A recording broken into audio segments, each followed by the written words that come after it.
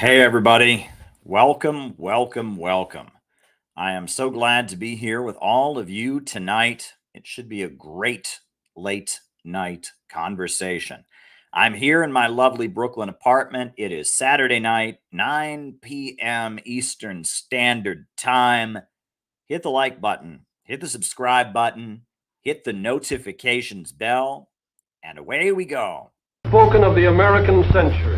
I say that the century on which we are entering can be and must be the century of the common man. A radical redistribution of economic power. I mean, we know that racism is just a byproduct of capitalism. Everything would be all right if everything was put back in the hands of the people. We need a government that will make sure Americans are taken care of and organize the economy to serve the people, not the profits of a wealthy few. We now have the techniques and the resources to get rid of poverty. We got to start getting out there with the people. Get out of the movement and get to the masses. We need a government of action.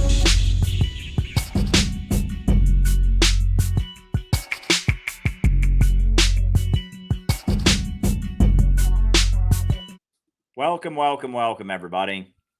It is a lovely, lovely day here in New York City. It is summertime weather. We had a great Center for Political Innovation meeting this afternoon. Our weekly Zoom call went very, very well. I also got to check in with Peter Coffin today.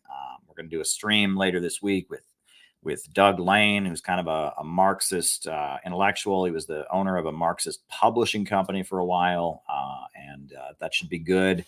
A lot of interesting things going on. So hit the like button, hit the subscribe button, and hit the notifications bell. David Fox is going to be starting in an hour. It's an online study of our new textbook, Out of the Movement to the Masses. I'm really excited for that, David. I hope it goes very well.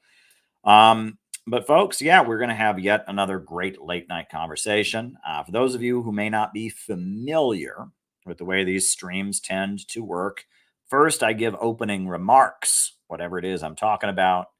After that, we do the roll call. Then after that, I answer people's questions. So if you got something you want me to talk about in the second half of the show, super chat, rumble rant, that gets me talking about it. Now, in terms of announcements, the biggest thing we got on the agenda on the horizon is the Peace Cup 2024 in Los Angeles, LA Galaxy. The soccer team, LA Galaxy, is hosting the Peace Cup 2024, which is a soccer game, a soccer tournament that is sponsored, aimed at creating world peace, etc. And the theme of this year's Peace Cup 2024 is peaceful reunification of the Korean Peninsula, because the goal is to have Peace Cup 2025 in Pyongyang, which will be very difficult. It would require special permission from the U.S. State Department, etc.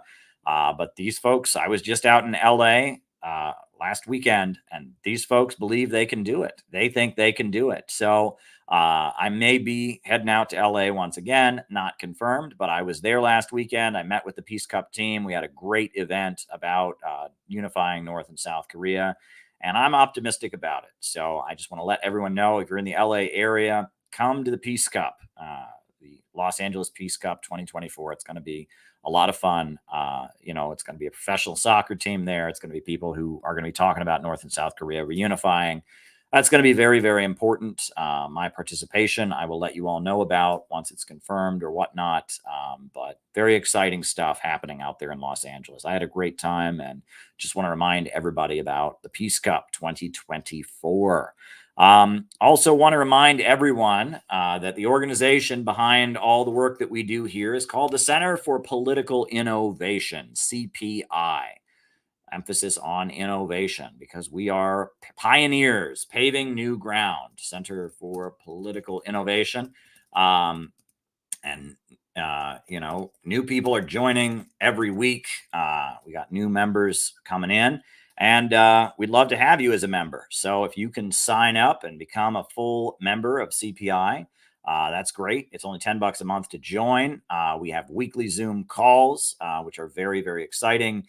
And we're doing a summer campaign, an outreach campaign dedicated to promoting socialist patriotism, raising awareness about the Uhuru case, which is the most important political case in the country right now, the Uhuru 3. We got a lot of exciting things going on. It looks like early next year, we're working on setting the date. We're going to be having our next convention, which should be very exciting. Our conventions are always very, very exciting. We got events coming up this fall. It's going to be quite exciting. We are always doing something in CPI, and the outreach campaign is on the verge of starting very shortly. We're planning some special July 4th outreach in the name of socialist patriotism, etc. So a lot of exciting things are happening. It's going to be really, really great. So just wanted to let you all know about it. If you can join the Center for Political Innovation, we'd love to include you in the exciting activities that we're doing. And a lot of great stuff is happening. So hit the like button, hit the subscribe button, hit the notifications bell. I know Alex Rickles out in Oregon, they just had a Pacific Northwest CPI meetup on Friday night. They went bowling together. It was really, really great. They got to know the community out there. Carl the Trinket Man and our president Elizabeth Young and Christina and Marissa. Oh, it was really a great get together. I heard glowing reports about, and I think a guy named Mike was up there, and I heard glowing reports about this meetup that just happened. The Chicago Midwest CPI is meeting up, planning outreach for the two upcoming conventions, the Democrats and the Republicans. We have this new booklet. Let me go grab one. All right, this has been our booklet that we've been using to promote, what we're all about. Do you believe in growth? And we're looking to distribute it at both the Democrat and Republican conventions that are coming up this summer, right? It's got Chinese high-speed railway. It's called Do You Believe in Growth? Why Russia and China Keep Rising While U.S. Society Stifles Innovation. It's a booklet that we've made. I've read it on streams here before, and we're looking to get thousands of these distributed at the upcoming conventions to raise awareness about what's going on, et cetera. We're very excited. We're in the process of figuring out about distribution of this pamphlet across the country during the conventions. We just gave it out at the Libertarian Convention. It was a big hit. And so a lot of exciting things are happening with the Center for Political Innovation. We're always doing stuff, and the outreach campaign is in the process of starting. It'll be themed around patriotism and opposing political repression, et cetera. So a lot of very, very exciting things are happening. So I just wanted to give you a quick CPI update, because these streams are organizational streams. I'm not on here because I just want to entertain you. I hope you find me entertaining. But this isn't a dog and pony show. I'm here because I want to involve you in an organization. I want to bring you into a movement to save our country from the emerging low-wage police state and the danger of a new world war. So I'm glad that you're watching. I'm glad that you're here and enjoying it. So keep all of that in mind. Those are just the announcements I wanted to get out of the way before we get going. Hit the like button, hit the subscribe button, hit the notifications bell. And as I said, first, the opening remarks. Second, the roll call. Third, me answering your questions. We've already got one question that rolled in, and so that'll be the first one we answer. Rumble rants and YouTube super chats are the questions that I answer. So send your questions in as I'm giving my opening remarks. Last night, we had a great stream. We went for a couple hours. Oh, here's something. Tomorrow, right? I usually don't stream on Sundays, but tomorrow we're going to try something not entirely new, but a little bit new. We're going to try, this isn't, entirely new, but we've done stuff like this before. But so I'll just fill you in on this before I get started. Tomorrow, because the YouTube channel is I'm not going to be streaming tomorrow because I don't stream generally on Sundays. What we're going to do tomorrow is tomorrow I have got a big, like a 4-hour, 5-hour compilation of various talks I've given, various classes, etc. And it'll be premiering on this channel starting at noon Eastern Standard Time for like 5 hours.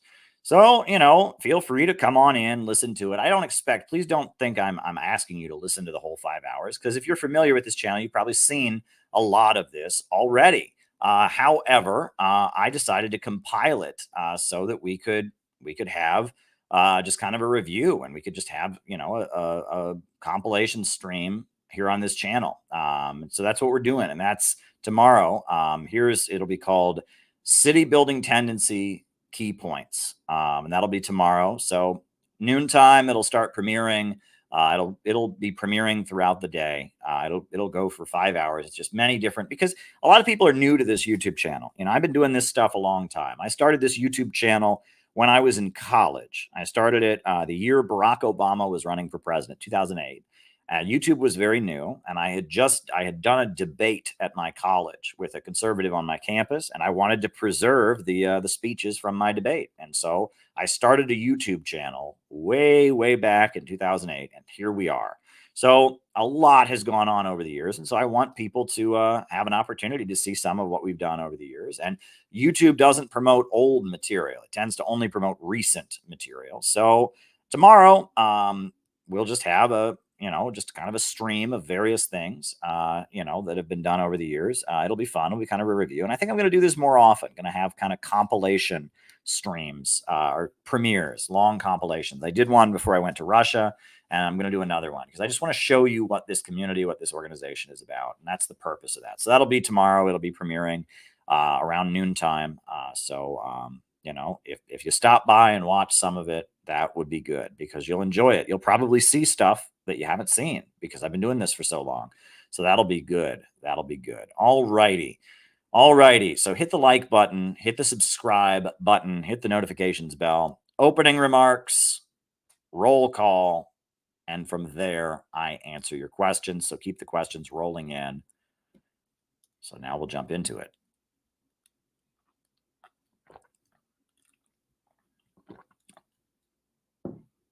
Happiness.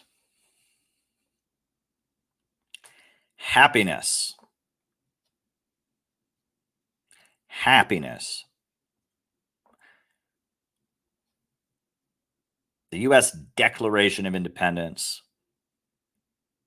refers to all of us being endowed by our Creator with certain natural rights. Among these are life, liberty, and the pursuit of happiness. So what is the pursuit of happiness? What is it? What does it mean to pursue happiness? Because I think that's kind of a definition of what it means to be a human being. We all strive to be happy. If we are not happy, we are sad or angry or exhausted or uncomfortable. Happiness is something that human beings generally want to experience. But what is happiness? And how can happiness be acquired? This is something a lot of people spend their lives trying to figure out. It's like a code. It's like a code they're trying to crack. Right? If I could just figure out exactly the right way of doing things, I can have the right friends, if I can have the right job, I can have the right spouse or partner, if I can have enough money, if I can have enough popularity and prestige, I can find happiness. This is the state of mind many of us spend our whole lives in. It's like we're walking around with a Rubik's Cube or an 8-ball. All right. Imagine a Rubik's Cube, you're like this, turning, right? And you're trying to crack the code so you can be happy. Or you got an 8-ball and you're like shaking it up. Can I be happy? Can I be happy? Can I be happy? Yes, I can be happy. Can I be happy? Can I be happy? Can I be happy? No, not today. Don't count on it. Can I be happy? Can I be happy? Can I be happy? Right? This is a way many of us live our lives, right? It's almost like a puzzle that we're trying to solve.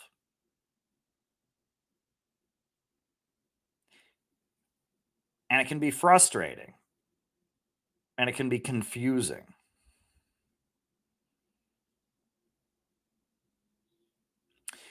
And we all know that there are some people that seem to have it all. They have a good life, they have a good paying job, they have lots of friends, but they're not happy. And we also know that there are people who seem to be in a bad spot. They're struggling to make ends meet.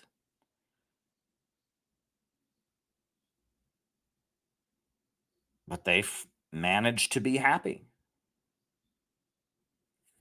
And that happiness is far more complicated. Far more complicated than many of us realize. And many of us go through life chasing happiness like it's a lost horizon. You know, you look out in the distance, if I can just get there, I'll be happy. And then you get there and then you're not happy. And you say, well, if I can just get there, then I'll be happy. And you get there and you're not happy. And then if I could just get there, I'll be happier. It's like a dog chasing its tail, right? Going around and around and around. And it never reaches the tail, but it's convinced if it can just bite the tail, it can be happy. But it continues just going around and around and around, chasing its tail, and it just never reaches the tail. But there's the opposite. Then there's people that think they used to be happy. Right? And this is an interesting one. We've all seen this too. This is the opposite of the lost horizon happiness. The people who tell you about the good old days. Oh, nowadays everyone's miserable. But back when I was a kid, why? Everyone was happy all the time. Everyone was happy. Well, back when I was a kid, I was growing up in a little town where everybody was happy all the time. And that's also a delusion, because if you actually went back to that time, you would find that people living in that little idyllic town of their childhood and that little perfect age of the 1950s, the 1980s, or whenever it was, they were just as unhappy as now. There were still deaths of relatives that people mourned. There were still people feeling they hadn't fulfilled their potential. There were still people that were unsatisfied with their positions in life. There were still marriages that ended badly, maybe at different rates. There were still people that were still married but were miserable, and that may have happened more often. There were still parents and children who fought with each other. There were still rivalries between people in their workplaces. There was still nasty discord between people. That this idyllic time that a lot of old people remember, the good old days. Oh, when I was a kid back in the day, everyone was so happy. No, they weren't. No, they weren't. No, they weren't. But just like you think, if we just advance this far into the future, we can be happy. They think if we can just get back, if I can just somehow get back to that time when I was happy, but they weren't happy. And our mind has this way of playing tricks on us with happiness. It's quite interesting. In one of his films, Slavoj Žižek, who I don't particularly enjoy his work, he has an interesting segment that I've thought about many times about Coke. The reason is because I like Diet Coke, right? It's my favorite drink, unnamed diet beverage. And he talks about how part of the secret to the financial success of Coke is that Coke makes you thirsty. Imagine that, a drink that makes you thirsty. But that's part of the secret, because you drink Coke and You find it satisfying, but then shortly after you drink the Coke, it makes you more thirsty. And so you have a craving. And then you go and drink more Coke, and it makes you thirsty again. And that part of pleasure is not only the moment in which the craving is fulfilled, it's the journey to the craving. If you were never thirsty, you would never enjoy a fresh glass of water. If you were never hungry, you wouldn't enjoy eating. And that this is one of the weird, dirty secrets about human pleasure, right? If you were never horny, you would not enjoy having sex. Having an unfulfilled craving is just as much part of human pleasure as relieving that craving and fulfilling it. And this makes it all very confusing. As we think about heaven, right? The idea, in a lot of religious people's minds, if you die, you go to heaven, and in heaven you are always happy. How does that work? And think about it, right? If part of being happy, part of enjoying, part of the happiness that you get from drinking a glass of water when you're thirsty is being thirsty first. If part of the happiness and joy and pleasure you get from eating is being hungry first, if part of the pleasure of having sex is being horny and craving sex prior to it, how can heaven, in the classical Christian interpretation, be this eternal place of pleasure all the time when we know that pleasure is predicated on not having pleasure? And this is a mind worm that many people just conveniently overlook. Many people think it's eating that makes me happy, and they forget that if they weren't hungry first, they wouldn't enjoy the food. Many people think that drinking a nice glass of unnamed diet beverage or regular beverage makes them happy, but they forget that if they didn't have that craving and they weren't thirsty first, it wouldn't do that. All right, and this points to a concept that the philosopher Hegel referred to as the unity of opposites. There are some things in this world that depend on each other to exist. You could not have any tall without short. Think about it. If there was nobody who was short and everyone was the exact same height, nobody would be tall. Right? The concepts of tall and short are reliant on each other. You can only have tall because you have short to compare it to. You can only have fat because you have skinny. You can only have up because you have down. And you can only have happiness because you have unhappiness. And if there was no unhappiness, there could be no happiness. And so the classical understanding of heaven that we have is this place of eternal happiness. How does that work? How can you be eternally happy in some glorious afterlife if your happiness is dependent on you not being happy at some point? The only way you can be happy is if you have a sad to compare it to. So if you think of some other universe, some afterlife, where people are happy all the time, you have to ask yourself, how is that possible? Right? These are games that we play. And as we're all going through life with that Rubik's Cube in our hands, trying to decode the secret of happiness, as we go through life with that 8-ball in our hands going, can I be happy? Can I be happy? Don't count on it. Can I be happy? Can I be happy? You got it. This time you're right. Yes, now. As we're going through life shaking the 8-ball, as we're going through life playing with the Rubik's Cube, this is something that many of us have to come to terms with, is the reality that happiness and sadness are related. The reality that you can't have up without down. All of this is something we have to come to terms with. And I've said many times on these streams, many, many, many times on these streams, I have said, very common statement on these streams, that it is important to be able to live in the past and the present and the future at the same time.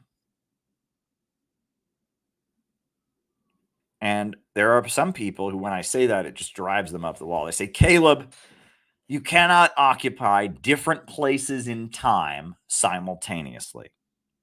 You cannot live in the past and the present and the future at the same time. Well, you've got to try.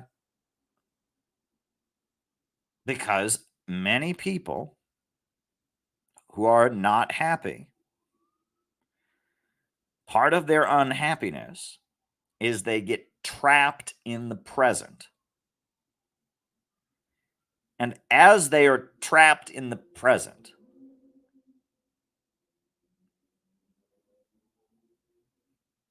they forget the past and they feel that the present they are in is eternal. They fall into the illusion that the present that they're in, which is unpleasant, is always going to be. And if you think about people who commit suicide or people who do very irrational things when they're angry, the reason that they are able to do that is because they are not able to live in the past or the future. They are stuck in the moment, or worse, they're stuck in the past. And to the suicidal person, they feel that the way they feel now, that the intense pain they're feeling is never going to go away. And so in order to make the pain go away, they take their own life. But they are deluding themselves because they could very easily get to a place where they feel better. Maybe not as easily as others. Maybe it's more of a struggle for them. Maybe they're facing, some very severe difficulties, but they get into the mindset that the way they feel in that moment is eternal. Or, when someone commits a very irrational act like murder or an extreme act of violence, they're just so angry, right, that they murder somebody, or they're so angry they just do something awful that they're going to regret later. It's because they can't see into the future and think, I'm going to regret this. They can't see into the future and think, I'm not going to feel this way in 2 days, right? And they can't remember in the past when they've done things and regretted it before, right? That really a very, very important part of mental health is the ability to have what they sometimes will call an observer, the ability to be in the moment, but also have part of you that is watching from above, that is disconnected and is watching your life from above and can observe the past and can predict the future or anticipate the future and sees what goes on at the moment in the context of the past, of a possible future, etc. That is a very, very important thing to do. And that is why one thing that we do in many of our books at CPI is we tell the story of the Center for Political Innovation. Right? And in this book, chapter 4 of this book, we go over the history of CPI. And in our new textbook, we go over the history of CPI. Why are we doing that? Because every time we tell the story of our organization, we learn it better and we develop more of an organizational observer. That's very important. Because one thing that has always frustrated me is when I see political activist groups that are on autopilot. they're on autopilot. And I was in a political activist group that was on autopilot. And there are many people in this country that call themselves communists that are in political groups that are on autopilot. One of those groups is the Communist Party of the United States. Right? The Communist Party of the United States, they just had their national convention last weekend. And at their national convention, they were handing out, I think somebody sent me one. Maybe I can even show you an image. They were handing out water bottles about 100 years of the Communist Party. Right?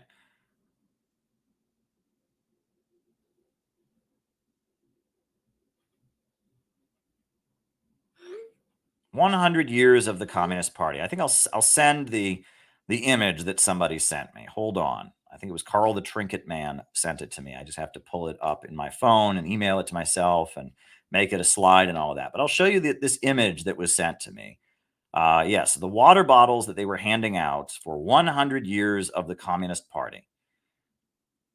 And, you know, I see the water bottle, and I'm all about swag. I think it's good to have swag, especially nowadays. It's a lot easier to create swag for political events than it used to. So I am not against swag. Don't get me wrong. Not against swag. I'm pro swag. I am pro swag.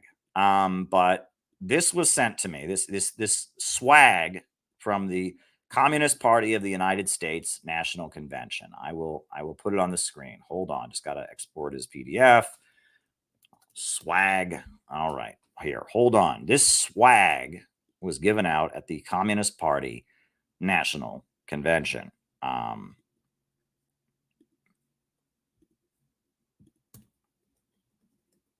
Yeah, this was the swag that they gave away.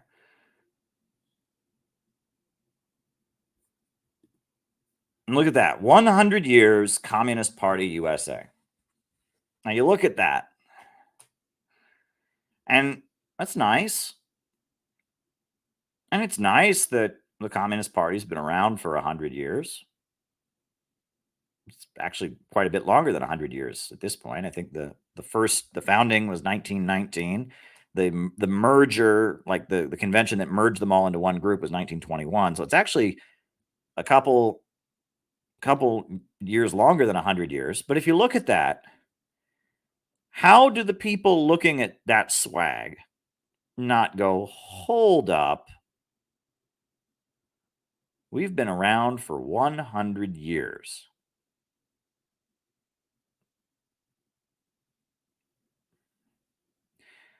And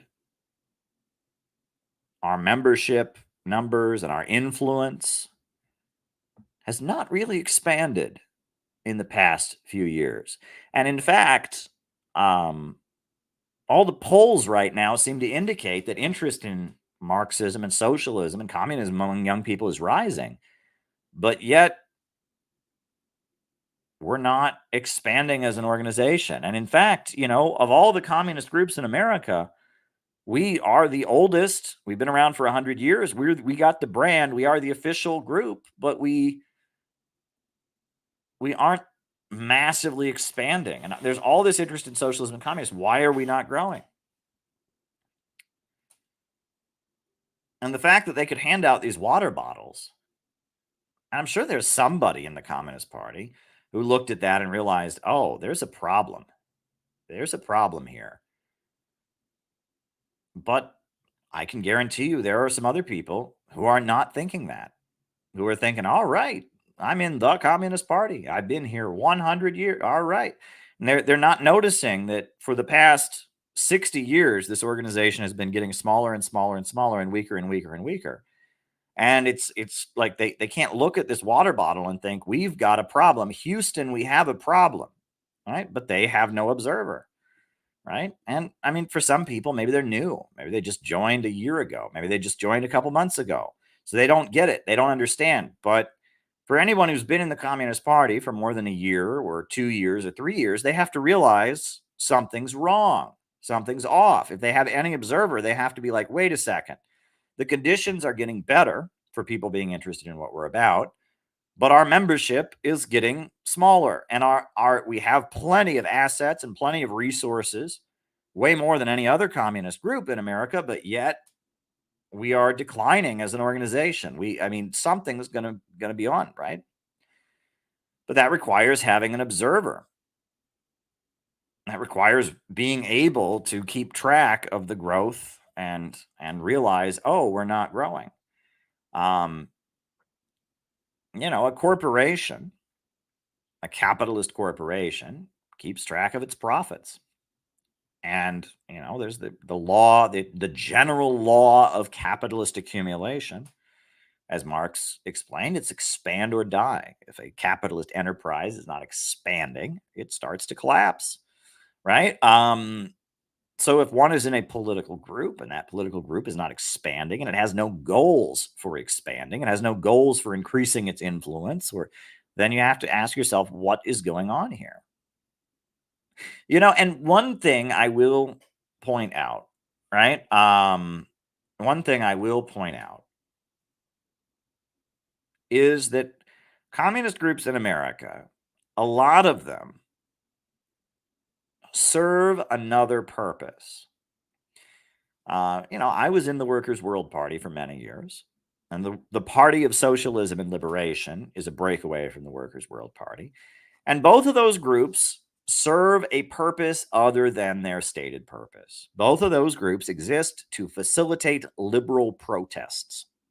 Whatever the latest trendy liberal cause is, whether it's Palestine or abortion and feminism or Black Lives Matter or jail Kyle Rittenhouse or whatever the latest trendy liberal cause is, the Workers' World Party and the Party of Socialism and Liberation, they exist in order to set up the stage, reserve the permits, set up the sound system, and have the rally.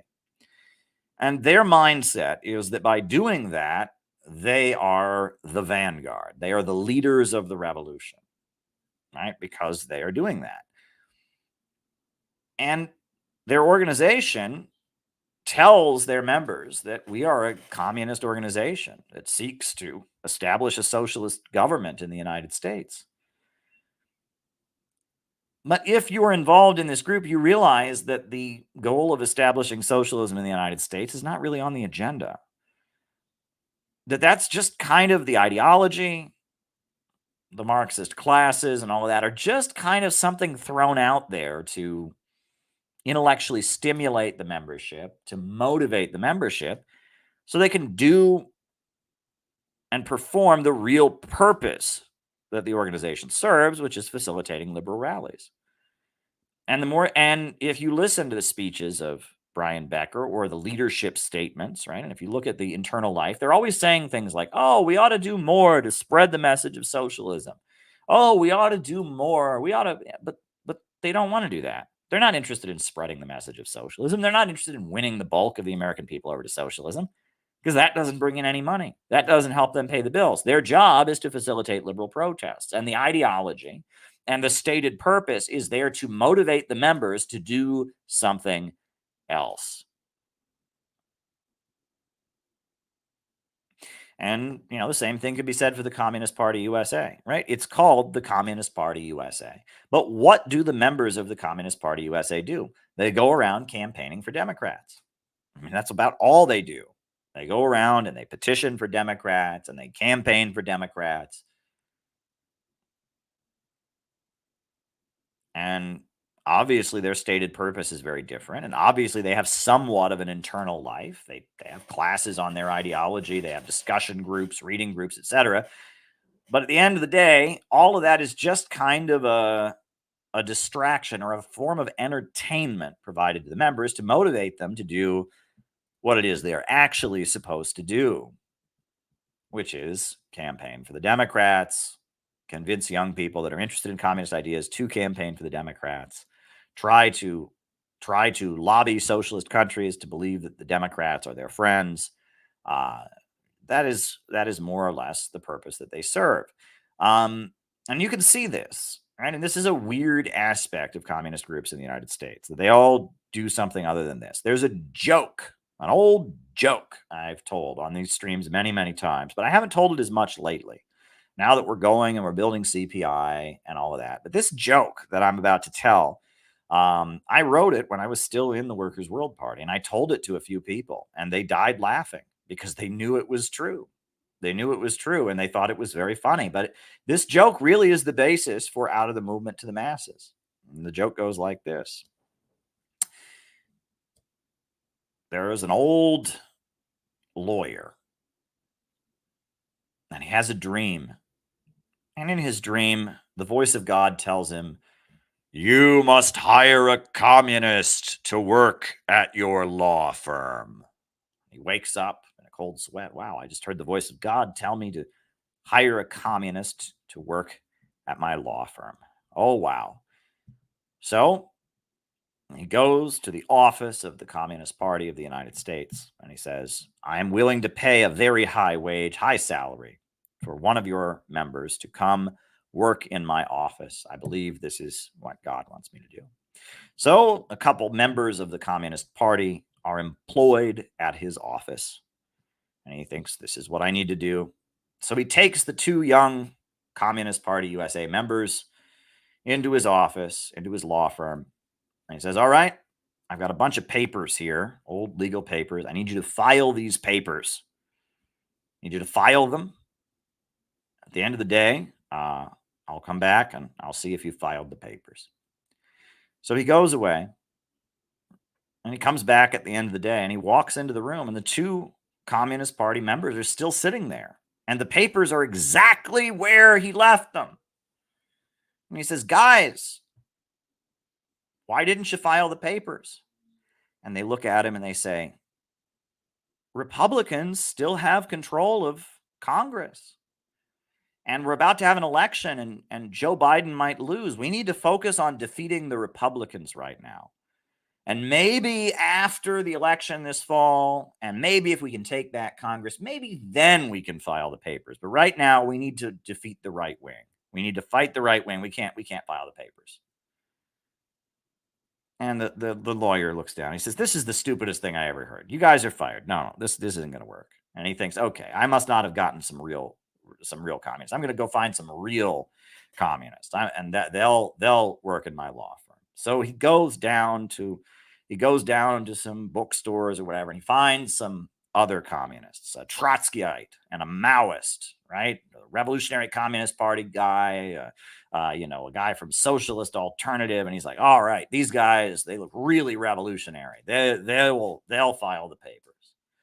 Takes them to his office, says, "See these papers, file them. I'll come back at the end of the day and I'll see if the papers are filed." So he goes back to his work, and he comes back at the end of the day, and they're not there. But neither are the papers he told them to file. And so he goes looking for them, and he finds them outside on the street. And they're selling his papers. And they've got 5 $1 bills that they collected. And he says, "What are you doing?" They said, "Well, we're selling the papers." He said, "I didn't want you to sell the papers. I wanted you to file the papers."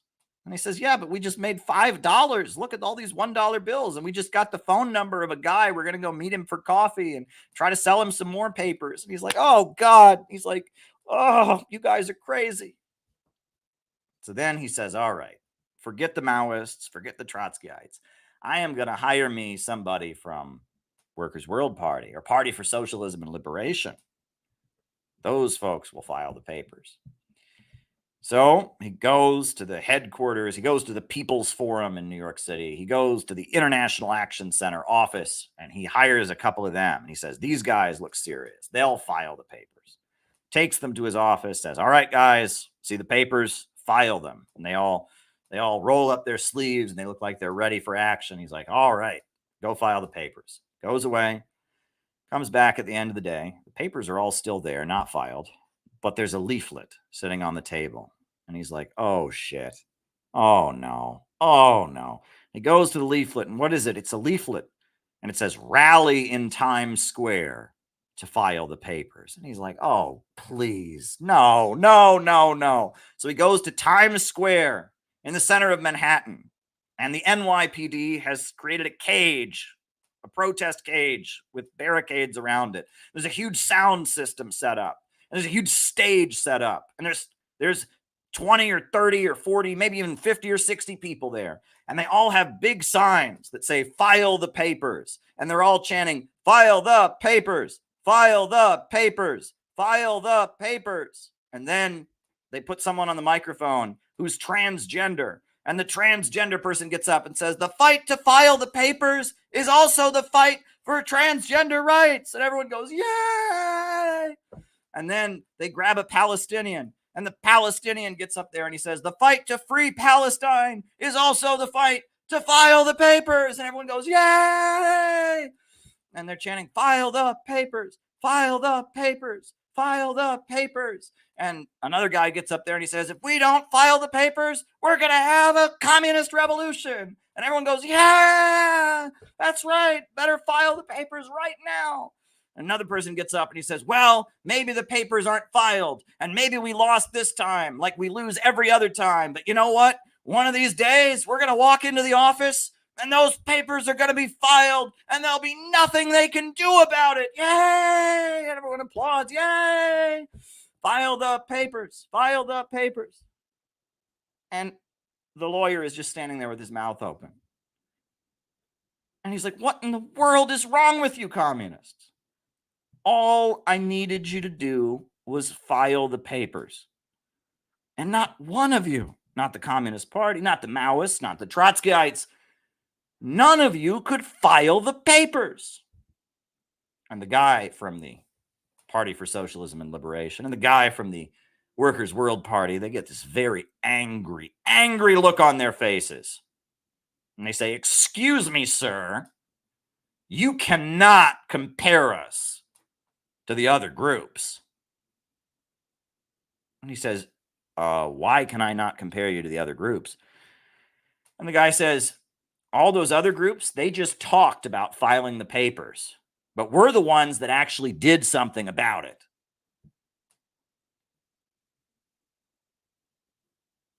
They're the ones that actually do something.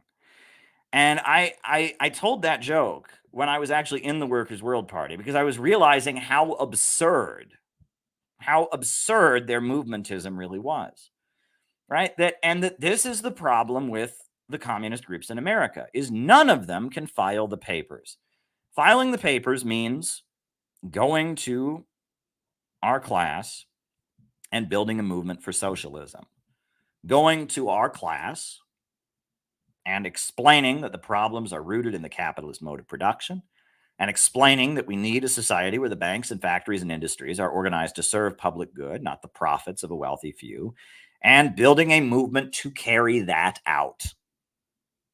And every communist organization and every communist group somehow just can't manage to do that. They all have found something else to do. And the communism is just this like distraction. This distraction that enables the members to keep doing that other thing. Right? And that is a problem. And the way that this problem perpetuates itself is nobody sits there and says, hold up, how are we getting any closer to socialism? How are we actually achieving our goals? Nobody says that. And there are excuses that people use, right? Lenin has this quote about there are years where there are years where weeks happen and there are weeks where decades happen. And they say, oh, well, we're just not in a revolutionary period. They say, we're not in a revolutionary period. You know, of course, we're not going to see any success. Of course, we're not going to grow and expand, but we're just not living in a revolutionary period. So that's fine. They have all these excuses. But at the end of the day, if you really get down to it, the overwhelming majority of communist groups in the United States have absolutely no plan for actually succeeding in building a mass movement and taking the United States to socialism. No plan whatsoever. And they all just carry out a function under this system. And that function is not getting us anywhere closer to socialism. And that function is not even what the members want. And the members are kind of mesmerized by the ideology or entertained by it intellectually. And that entertainment motivates them to do the something else, to do the other thing that enables the group to get funding and continue to exist. And this was made most people have been there. People have been there, right? This was made most blatantly obvious to me during the Bernie Sanders presidential campaign. Because when Bernie Sanders was running for president, right, millions of Americans were supporting a man who called himself a socialist. And I was saying, I was really angry with the political group I was in. And I said to them, I am really, really upset. That should be us, right? We should be the ones telling people about socialism, right? And the fact that Bernie Sanders has done this, we failed, right? It should be our socialism, our anti-imperialist socialism that is becoming popular among the masses. And I remember one of the leaders of the group said to me, she didn't even just say it to me. She laughed. And she laughed. And she said, "Do you think we could ever be as big as Bernie Sanders?" And she laughed. And I said to her, "Well, gee, the goal, we're supposed to be taking power at some point, aren't we? So you're laughing at the idea that we could ever be as popular as a U.S. senator from Vermont.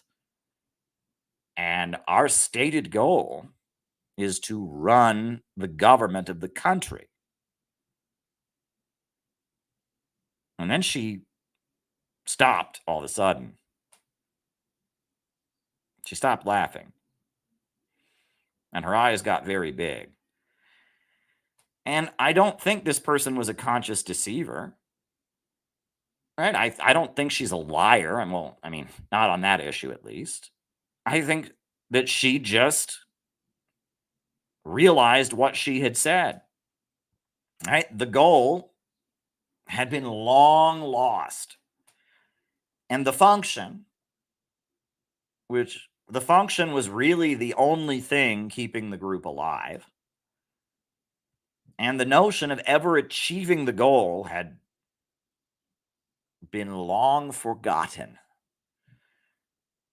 And so then that raises the question of why the group still exists. If the stated goal is something that the leaders of the group don't even think is possible, don't even think can be achieved, well, then the question is, why is the group existing? Well, it's existing to serve another purpose. But is that other purpose that it's serving helpful at all? And if anything, if you realize that situation exists, the group should huddle up and have a conversation about what our real purpose is and say, do we want to achieve our real purpose, our real function or not?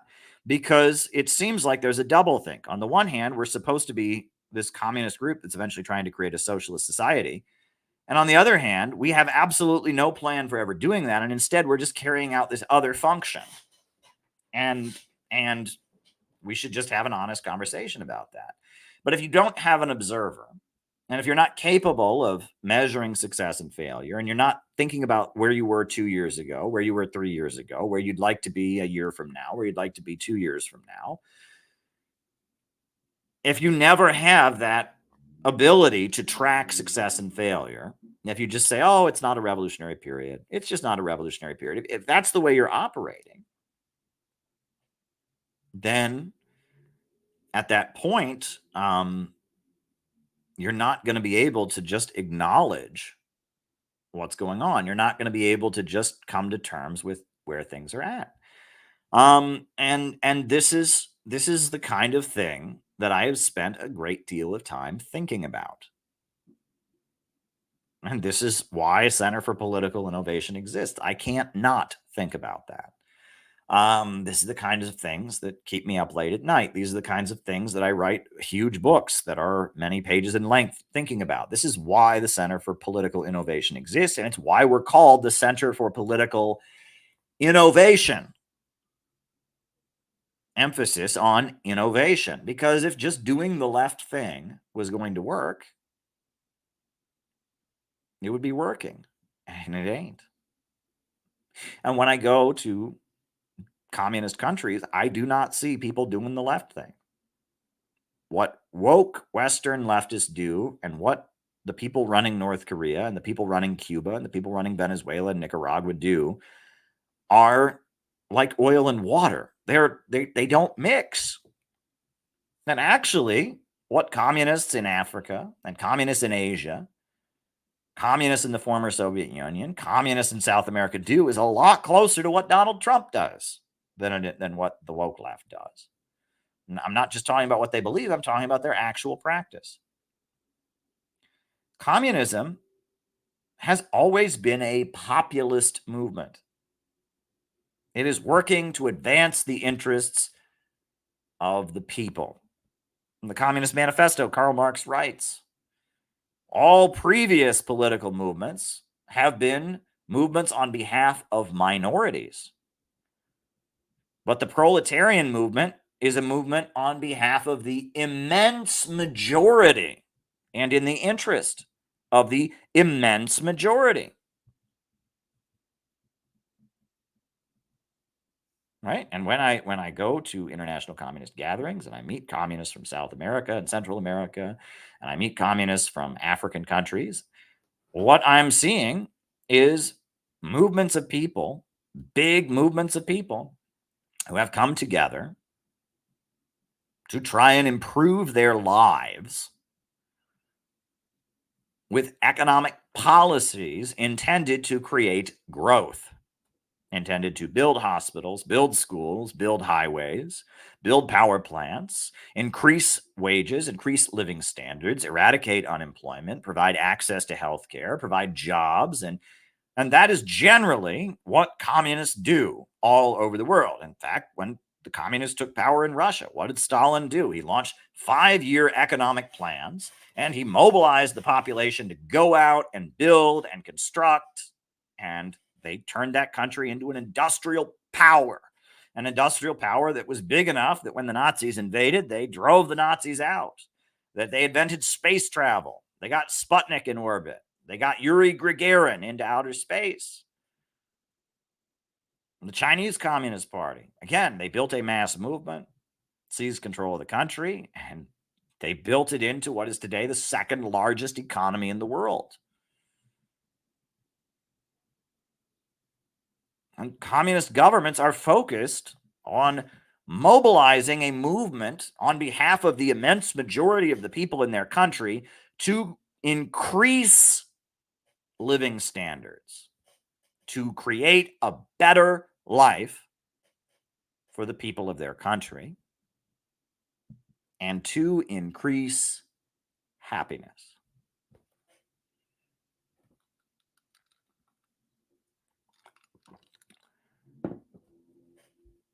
That is generally the goal of communist movements. And we all know about the ugly side. Because communism in the 20th century had a very ugly side. The Cultural Revolution did not increase happiness. Stalin's purges, the purge trials of 1937, they did not increase people's happiness. The executions in the aftermath of the Cuban Revolution did not increase happiness. The suppression of religion by the communist government did not increase happiness. And throughout the 20th century, the communist movement learned some key things.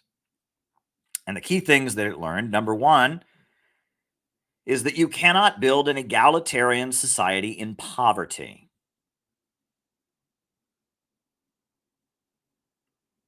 It's very clear, if you read Marx and other things, that the basis of building a society of equality is eliminating scarcity. That the basis of inequality and the basis of enforced social hierarchies is scarcity. And as long as there's not enough to go around, and as long as there's a limited amount, some people will have and some people will not have. And that the role of a socialist or communist government is not to make everyone equal.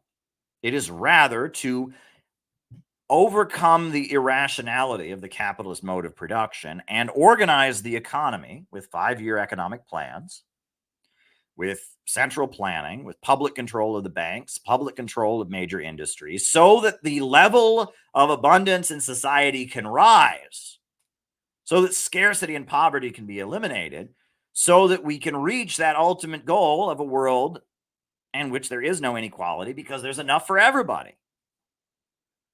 Communism, a world without any inequality, a world without any government, a world where people can just take what they need and do what they feel like doing, to each according to his own ability, from each according to his own ability, to each according to his needs, that is only possible in a society of vast abundance. And that what we learned in the 20th century was that if you try to create equality with willpower, if you try to create equality in a state of scarcity, that is a recipe for disaster. And the Cultural Revolution and Pol Pot's Cambodia, and even the early years in Cuba when Che Guevara was running the economy without material incentives, it's a recipe for disaster. The goal and the purpose of a socialist state is to overcome the irrationality of capitalism, to defeat the restraints and the boot heels of imperialism, and thus organize the economy so that there can be unlimited economic growth. That's the first thing that communists learned in the 20th century. And if we've learned anything, if Deng Xiaoping and the Chinese Communist Party has taught the world anything, it's that having a market sector and utilizing a market sector is necessary. It's that the point is to raise the level of abundance and use state central planning and the state, or overseeing the economy in order to make that happen. And that poverty is not socialism, but to be rich is glorious. And that the whole point of socialism is to create economic growth. That's one thing that was learned. The second thing that was learned was that not everyone can be a communist. Right? To understand the hella complicated political ideas that we talk about on these streams, to engage with these ideas, all that, that's not for everybody. And that expecting the entire population to adopt this ideology is a mistake. And that there's going to be diversity of thought. And even among socialists and communists, there's going to be diversity of thought. And that what is necessary is to maintain a layer of people that are very loyal to the revolution and loyal to the project. But beyond them, to let the other people exist. Let those who don't agree exist. Let those who want to start their own business start their own business. And the idea that everyone must be part of an overall state-run economy and that everyone must be made and forced to understand and mouth the communist ideology is a recipe for disaster. People are going to think different things. People are going to want to just be in it for themselves, are going to want to start a business, are going to want to be creative in their own way. The government shouldn't be running hotels. The government shouldn't be running restaurants. You do need consumers to vote with their dollars on fun stuff like clothing, like children's toys, like movies. However, you cannot have profits running rampant. You can't have a society where profit controls and is the dictating force. You can have a planned economy, but you can let the market and let people vote with their dollars and let things that are fun flourish in a market sector. You could do that. And that if the only place a person can advance themselves is in the state bureaucracy, pretty soon your state bureaucracy is going to be full of people who don't believe in your ideology anymore, but are just looking to advance themselves. If the only way you can make more money and have more power and have more influence is to join the government bureaucracy, pretty soon your government bureaucracy is going to be full of people who don't believe in your ideology, are not committed to the socialist project, but are simply there because they want bureaucratic privilege. And that is a big problem. And the next thing that we've learned I would argue, is that the dialectical materialist philosophy has in it a very big problem. Well, two very big problems. The first very big problem with the dialectical materialist philosophy is that it denies one of the most important things that human beings need, which is spirituality. Materialism, dialectical materialism, says that all that exists is matter. Says that the thoughts in your mind are only there because you have a piece of matter called a brain. Thought is inseparable from matter that thinks. That thoughts, ideas, feelings are merely the reflection of the material world, and that the material world comes first, thoughts, feelings, ideas, emotions, etc. come second, and that thoughts, feelings, ideas cannot impact the material world. Right? And as a human being, as someone existing in our time, I would say that, first of all, thoughts, feelings, and ideas can affect the material world. Mind over matter. Having the spiritual ability to push yourself through hard times is important.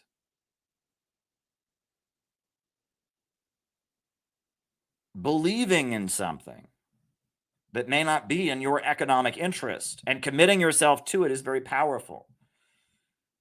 And that what people believe and what people are passionate about is very important. And it's not merely a reflection of material, and that material can be impacted by people's feelings.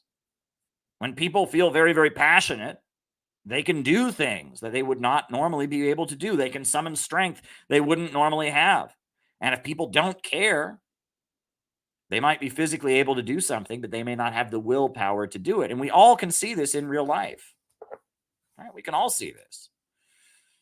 In real life, your feelings, your thoughts, your emotions have a big impact on what you are able to achieve and what you are able to do. And that shows that your thoughts and feelings, etc., are not simply the reflection of material. That what you are able to spiritually and psychologically motivate yourself to do and not motivate yourself to do has a lot with what you're actually able to do. And you can see many examples of this. Attitude is important. Feelings are important. Intention is important. Motivation is important. Passion is important. All these things are very, very important. And the materialist philosophy says they are not. It says they are an illusion. It says that all that exists is matter, and I think we should reject that. Secondly, the dialectical aspect of dialectical materialism says that conflict is the motive force of history.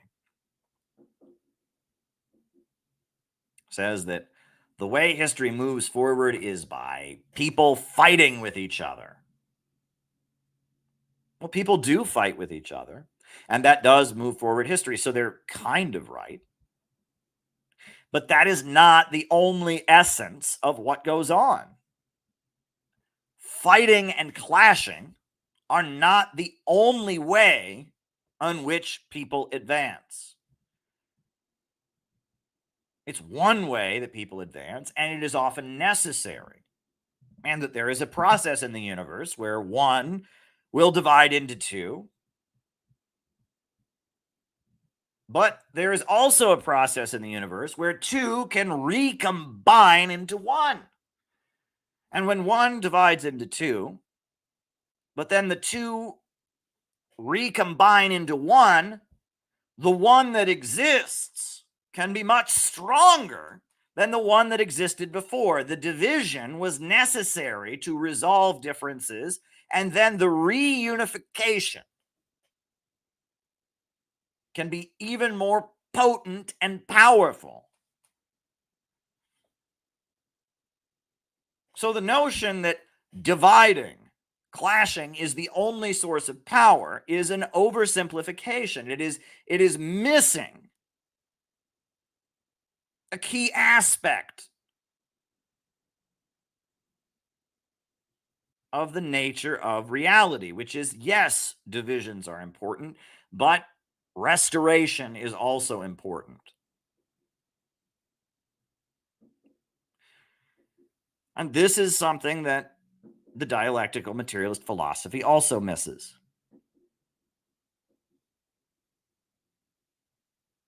And I think we can recognize that. And on that basis, if we realize that fighting and conflict is not the only source of strength, and if we also realize that spiritual power is important and feeling and passion and emotions are very important, we can realize that the communist view of religion in general, seeing all religion as a force of oppression, is not correct. But rather, the communist view of religion is a reaction to how religion existed in the feudal society. And that the communist dialectical materialist philosophy is more or less an overcorrection to the feudal mentality. In feudalism, there is no conflict and struggle. Everyone is born into their place. Everyone is just naturally born into their place. And in feudalism, everything is spiritual. It's all about God. It's all about divine right. There is no recognition of material economic interests. So communism as an ideology comes along and seeks to tear, it comes out of the French Revolution, and it comes out of the anti-feudal revolutions, and it seeks to tear apart the horrendous restraints that humanity lived under. And it says there is no divine right. That king does not rule by the will of God. That's just something he made up to tell us to obey him. He said God gave him the crown. He didn't. So we reject that. It says, they say we should never rebel, that we are born into our place. If we're born a serf, we stay a serf. If we're born a blacksmith, we stay a blacksmith. If we're born a soldier, and we say no. We say absolutely no. We say that we will rebel against our conditions. We will resist. We will clash. So the communist ideology makes perfect sense in the historical context because it is in rebellion against a society that said to never rebel. And it is in opposition to a society that said material doesn't exist and everything is justified by the spirituality that we, the material earthly authorities, are dictating in our material interest. So you can see how the feudal society gave birth to the dialectical materialist philosophy. It was the antithesis of the feudal order. But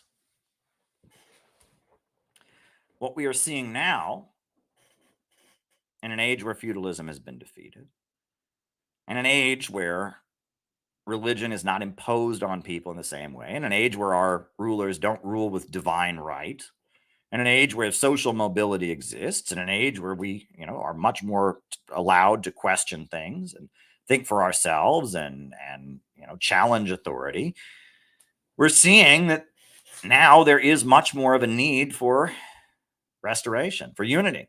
And we're also seeing now that there is much more of a need to motivate the spiritual side of people. That we're living in an age where people are being told there's no purpose in life. People are being told that life has no real meaning. People are being told that right and wrong doesn't exist. And people are crying out for spirituality. They're not being stifled by an imposed spirituality as they were in the past. They are rather crying out for some form of spiritual liberation, some form of spiritual enlightenment. They are finding hollow existence. They want spirituality. And on top of that, people want restoration. The rebellion, the splitting, the one dividing into two is tearing apart families. It's tearing apart communities. People can't be friends anymore. People can't stay in touch with people. People can't believe in anyone anymore. We know too much about each other. We see too much of each other's ugly sides. We fight over every disagreement. And it's very, very hard to maintain a relationship, to hold a group together. And people are reduced to an atomization. And in their atomization, they want a community and they want to believe in something. But it's harder and harder than ever before. And people find themselves in a cold atomization. They're lost. And that's where people find themselves on. And it's not happiness that they're in. But I'm here to tell you two things. I will end my remarks about happiness by telling you these two things. These are two secrets to being happy. Take it or leave it. Maybe it won't work for you. Maybe it's not what you need to hear. These are my two secrets to being happy. My first secret for being happy, I first got a glimpse of it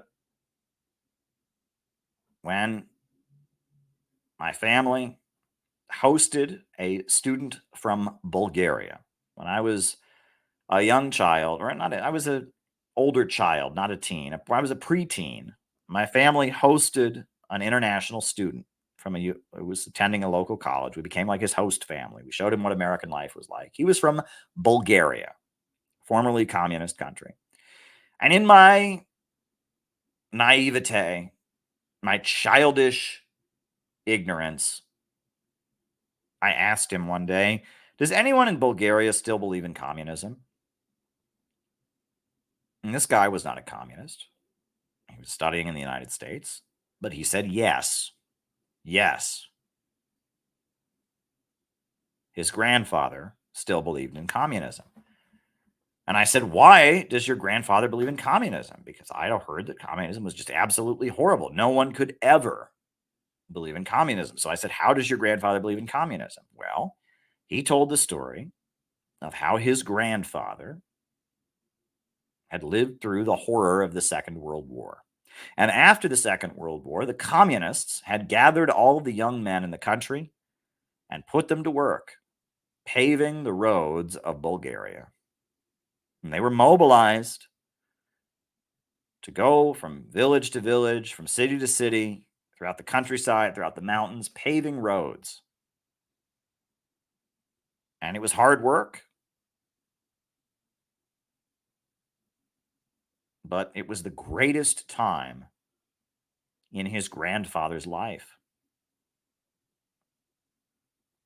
Because he was there with people of his own age, and the country was healing from the devastation of the Second World War. And every village and every town they went to, they were greeted as heroes, and they were working selflessly for the good of the country. And there was a spirit that we're going to have a whole new country. We're going to overcome the horrors of the war. We're going to build. And this was the period where Bulgaria was first fully electrified. And this was the period where Bulgaria's university system was created, when illiteracy was wiped out. And he remembers those early years of communism in Bulgaria, the post-World War II reconstruction, as the greatest years in his life, the time in his life where he experienced the most happiness. And from where did this happiness come? Well, this happiness came from working with other people. It came from collective effort, from joint effort. Working together with other people to achieve a goal. Combining your strength and energy is a way to find happiness.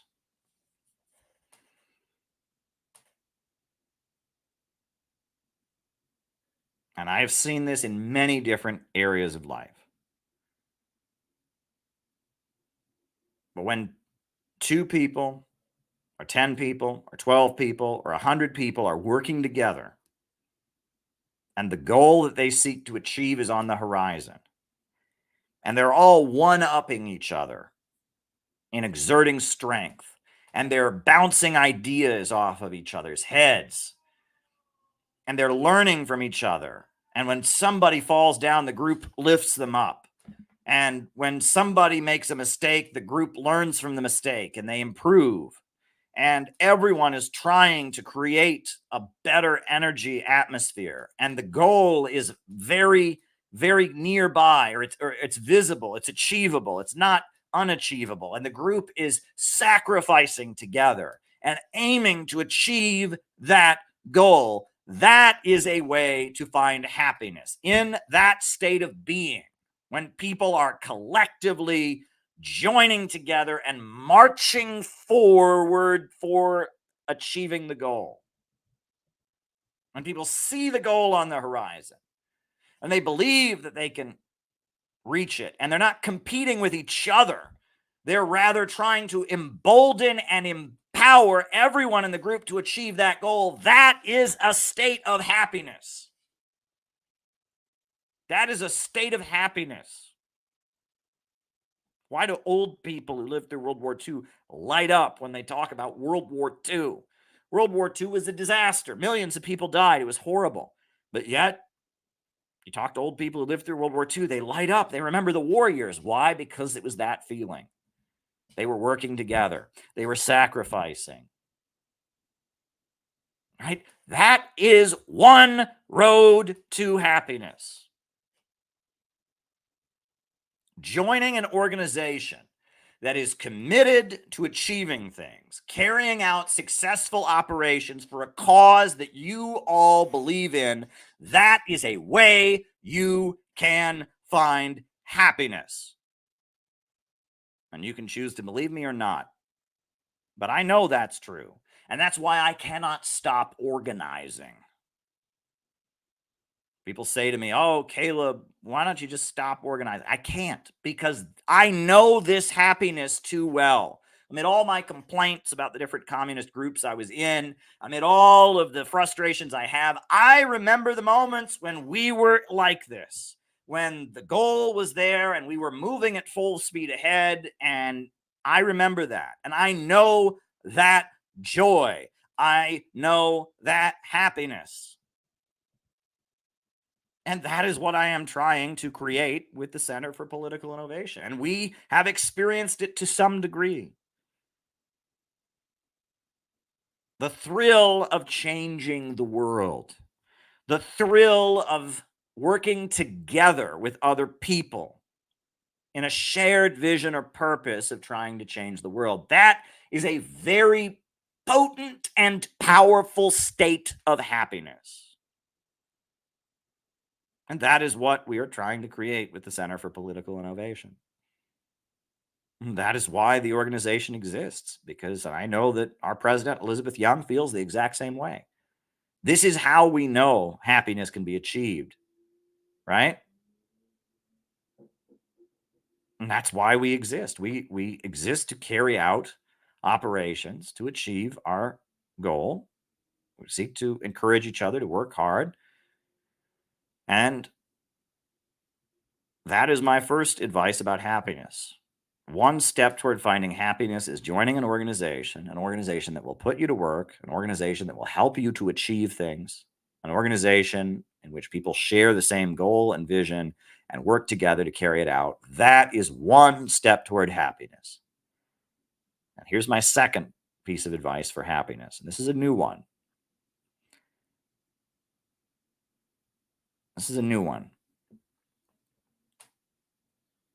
But one thing that a lot of people do is they go through the world looking for the bad. And it's not because they're bad people, because they have a bad attitude. It's often a mechanism for self-protection, right? If you're walking down the street, you want to be looking over your shoulder because you don't know if somebody might rob you, right? If you're meeting somebody for the first time, you look for signs that they might be somebody who's dishonest or might be trying to rip you off or is a con artist or something like that.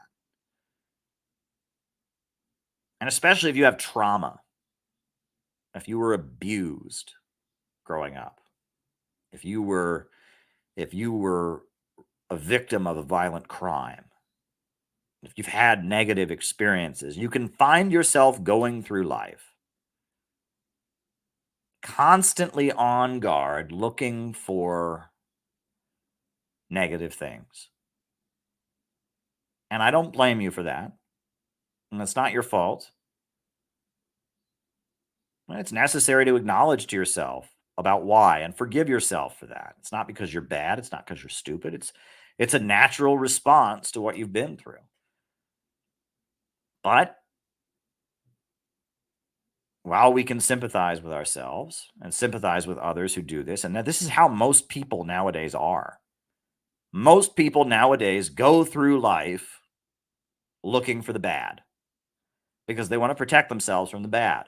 And we have social media and Netflix and television and all kinds of things alerting us about all the bad out there. And we go through life looking for the bad. And if you go through life looking for the bad, I got bad news for you. You're going to find it.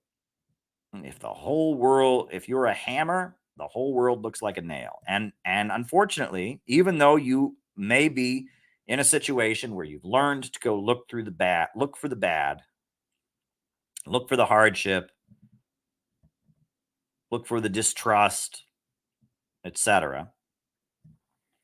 Even though it's not your fault, even though that's how our society has trained people to be, I think almost all people do this at this point. I think it's pretty normal. You're not alone, right? You don't have to have some horrendous trauma. I think it's just how our society is, right? I mean, it's, women are trained to go through life thinking every person they meet might be a pervert or a sexual harasser.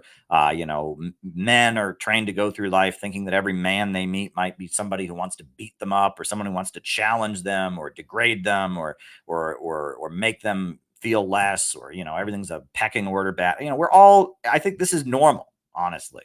Some people have it worse than others because they have worse trauma than other people. But honestly, I think almost everyone in our society goes through life looking for the bad. And hate to break it to you, but if you go through life looking for the bad, you will find the bad. But my challenge to you is to go through life looking for the positive. Go through life with a love radar. Walk down the street, and when you see people, see if you can detect the love between them. I did this in my neighborhood today. Just walk down the street like I normally do, but I thought today I'm not going to look for potential danger. I'm not going to look for things about people that I might not like. I am going to try and detect the love that I see in other people. Went into a pizza shop in my neighborhood. 2 guys work in the pizza shop, both of them Latino guys. One's younger, one's older, and they work in this pizza shop every day. And I sat in the pizza shop and I ate my slice of pizza and I thought, there is love between these 2 guys, right? The older guy and the younger guy, they have rapport. They're buddies, they're bros, they work together. I see love there. Woman walks into the pizza shop, teenage girl, and she's got her younger brother with her, who's like a toddler. And she walks in and she's holding his hand. And I thought, there's love between the older sister and the younger brother, that she's taking him around, and they walk into the pizza shop together. I said, there's love there. I walk down the street. I see a family together. I see them laughing together. I see the love. And it's a challenge because this is not my natural inclination. It's none of our natural inclination to walk through life looking for the love, trying to detect any love that is around us, not looking for the robbers, not looking for the perverts, not looking for the con artists, not looking for the liars, not looking for the anger and negativity or the fight, but going through life with a love radar, trying to detect all the love that you might encounter and see all the love that exists between families, between people who are good friends and know each other, between people who care about each other, and just try to observe all the love you can possibly see in other people. Imagine doing that, because we don't do that. There's love all the time right in front of our faces. There's a lot of evil things in the world, and that's what we pay attention to. And we go through life. Is there hate over there? Is there an attack over there? Is that person a liar? Is that person a robber? Are those two people at odds with each other? And we go through life observing people, looking for the negative. But my challenge is, if you want to train your mind to find happiness, go through life actively looking for love between people. Go through life trying to pick up on and detect any hint or sign of love that you can see. That's my advice. I'm going to try to do that. It's not easy. It's not my natural inclination, but I'm trying to do it. And I feel like if I try to do this, I will learn more about love because I will observe it.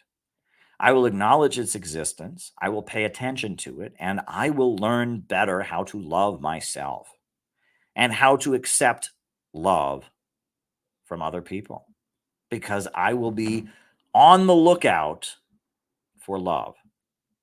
I will try to make sure that no love that comes within my vision goes undetected. And I will try to digest and see all the love that exists around me. And through doing that, I will learn how to better love myself. I will learn about the nature of love. And I will understand love in a way that I have never understood it before. And that's my challenge to you. So that's my second bit of advice regarding the pursuit of happiness. And those are my opening remarks for tonight. So hit the like button, hit the subscribe button, and hit the notifications bell. And yeah, that's my opening remarks. So now we will do the roll call. Names and locations, names and locations. I will call you all out as I see you. Names and locations. Who is with us tonight? Names and locations. Names and location. Come to Canada, Caleb. CCC. Come to Canada, Caleb. Thank you, Megan. Alex Rickle in Oregon. Philip High, Brooklyn in the house. Thank you for reviewing my letter. It's a great letter, Phil. Great work. Nate in Chicago. Alex in Brazil. Steve in Algeria. Mark in Utica, New York. Smitty from Chicago. Jamie from Boise, Idaho. James, oh, wow. Yeah. Florida. Bob Troy in New York. Mohsen from Iran. Joseph in Snow Hill, North Carolina. Sam from Australia. Omar from Toronto, Ontario. Jody from Seattle. Ian from Chester, England. St. David's, Bermuda. Patch in Arizona. Dustin Schlesinger in Cleveland. Right? We've got Chad in Spokane, Washington. Abel Malcolm in Wisconsin. Bosnia. Luca. Banja and Luca. Jenny in Cincinnati. Baruz Almacian in Massachusetts. Patrick in Maine. Dave in Anacortes. Timoshenko in St. Louis. Mr. Chopin in Kansas. Jeff in Los Angeles in Canada now. Alabama Al in London, United Kingdom. Very, very good. Alexander in Waterloo, Iowa. Virginia all day, says Crush Satan. All right. Very good. Right. South Africa, Master Jack. Dan Niswander from Pasadena, California, who has a great rock and roll band. He gave me a CD, and I did an interview on his show today. I shared it on the YouTube channel. Good stuff. He premiered our interview that we did out in LA. Names and locations. Chris in Salt Lake City. Welcome, Chris. Good to talk to you. Seneca Valley. Valen in Seneca, South Carolina. Names and locations. Names and locations. Who is with us tonight? Names and locations. Names and locations. Who is with us? Names and locations. Names and locations. Who is with us tonight? Names and locations. Who's with us? Who's with us? Ah, what a wild, wild time it is, folks. I am always happy to engage with all of you tonight. It's good to be able to do this. I really, really enjoy being able to just get on here and chat with all of you. So yeah, I this is the part of the show. Oh, we got Joe in Los Angeles. Welcome, Joe. Nobody messes with Joe. Welcome, Joe. And good to have you. We got Nicholas in Michigan. Welcome, Nick. So, now is the part of the show where I answer people's super chat questions. I only have one super chat question to answer. Oh, no, I've got 3 super chat questions to answer. But more is always better. So before I answer super chats, I am going to put on this clip. This clip that I made because it kind of fits my opening remarks, and it's called "What Kind of Community Are We Building?" But it's I tell the story about the puppets, the anti-war puppets. So I'm going to put this on, and if folks have more super chats, by all means send them in. And so I have something more to talk about because the night is young. It's only 10:35, and I'm willing to go until at least midnight here. So if you got something else, any other questions you want to ask me about, send them on in. But yeah, well, I'll put this one on. Here we go. Wisdom that was passed down to me. We can be critical of different figures, but Sam Marcy, an important leader of communism in the post-war years, he would often talk about how at the anti-war protests that happened during the 1960s, where you'd have hundreds of thousands of people marching against the Vietnam War, there'd be these beautiful puppets that they would build. They'd have puppets of, Richard Nixon with his money or whatever. They'd have puppets of the heroic Vietnamese people fighting for their liberation. These beautiful puppets.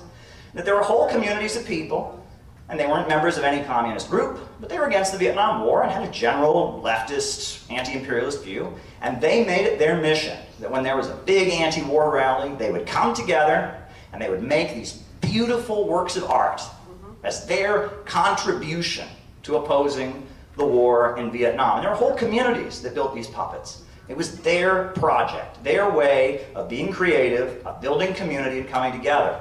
And there were couples who met each other through the process of making those puppets. And a couple of years later, they were there making the puppets with their little kids that they had just had.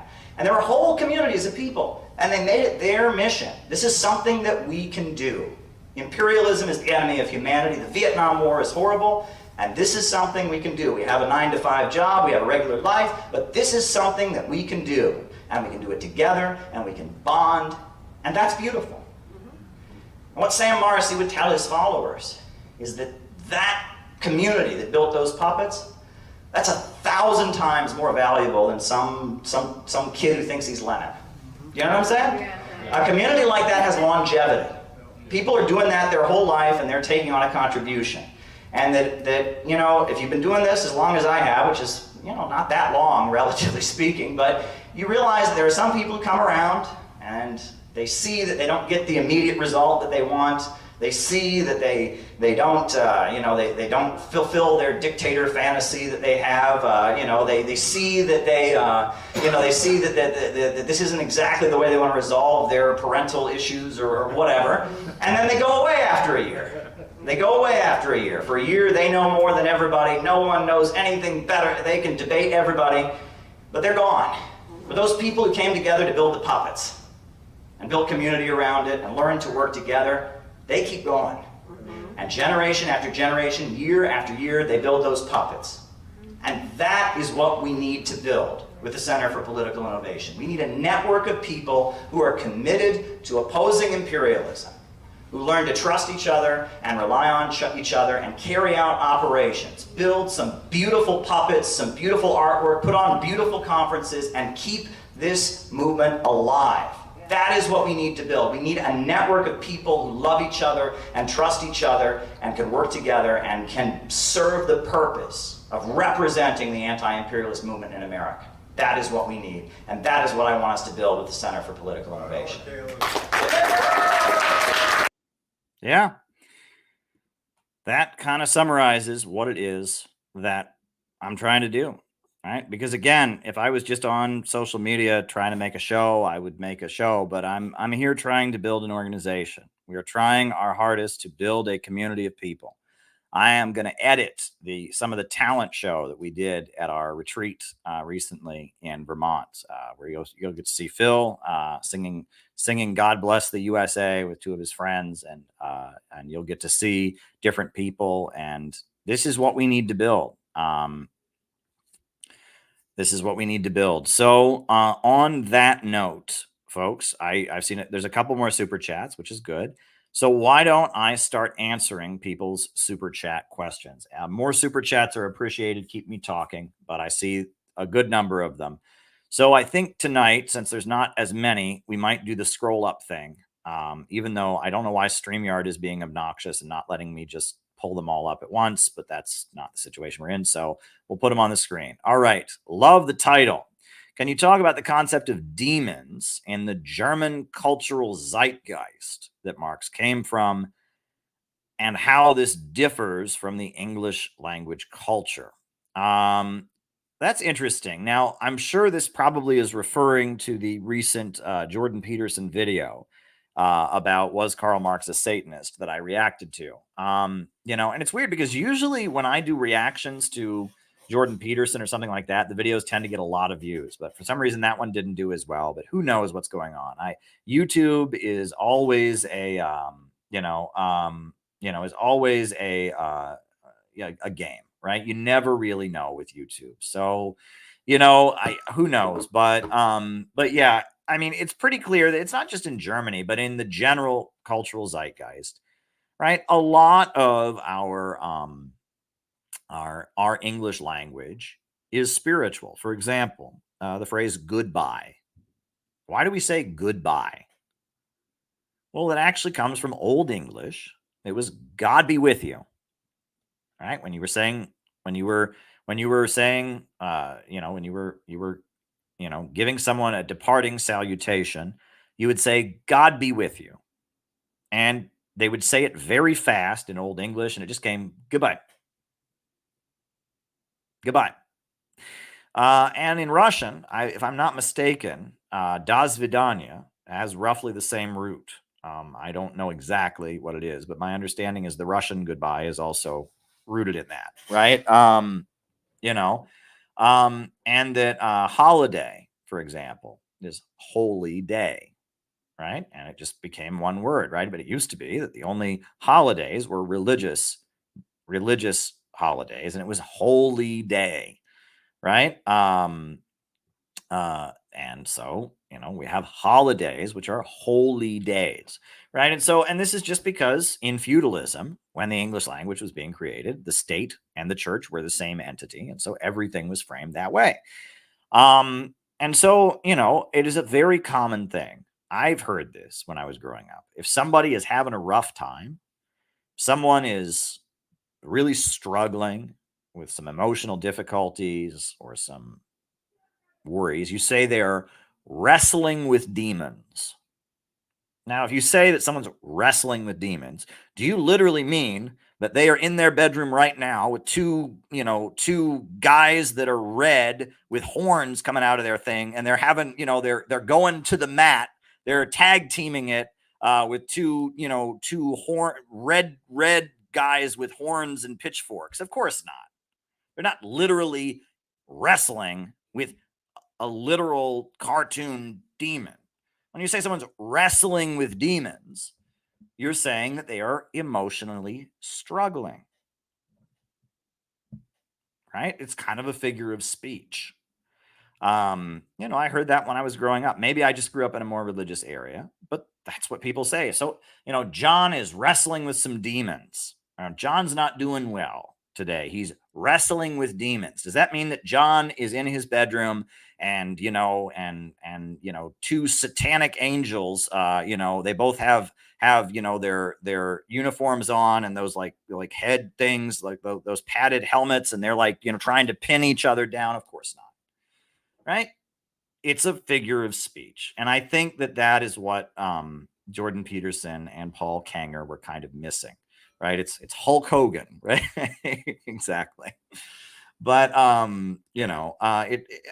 think that, and especially in the 1800s when religious culture was much more widespread, I think that was much more of a common way of speaking.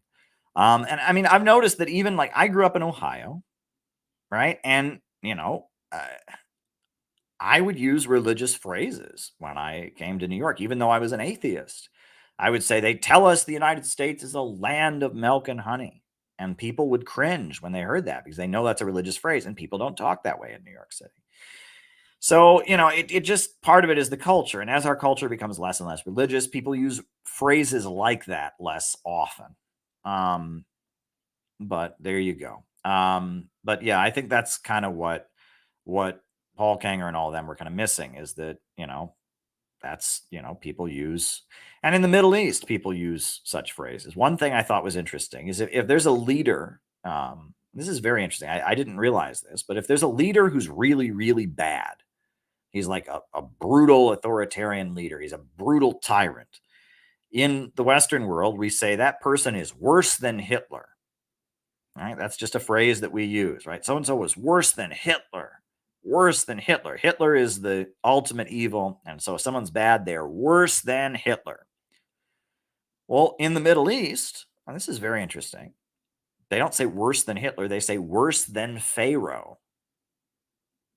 Why do they say that? Well, it comes from Moses, right? It comes from the Old Testament. It comes from the book of Exodus. Pharaoh is the bad guy, right? You ever watch Prince of Egypt? So in the Middle East, they say so-and-so is worse than Pharaoh. Now, I think that's interesting, right? Because it's, how many years has it been? Thousands of years. But that's just Google worse than Pharaoh. That's how people talk in the Middle East because their culture and language is more religious. That's just the way they talk. Worse than Pharaoh, which I think is interesting, right? People are agreeing with me. Yes, sir. Yeah, that's the way they talk. So, it's interesting how these things, refer to things. I've told this story many, many times.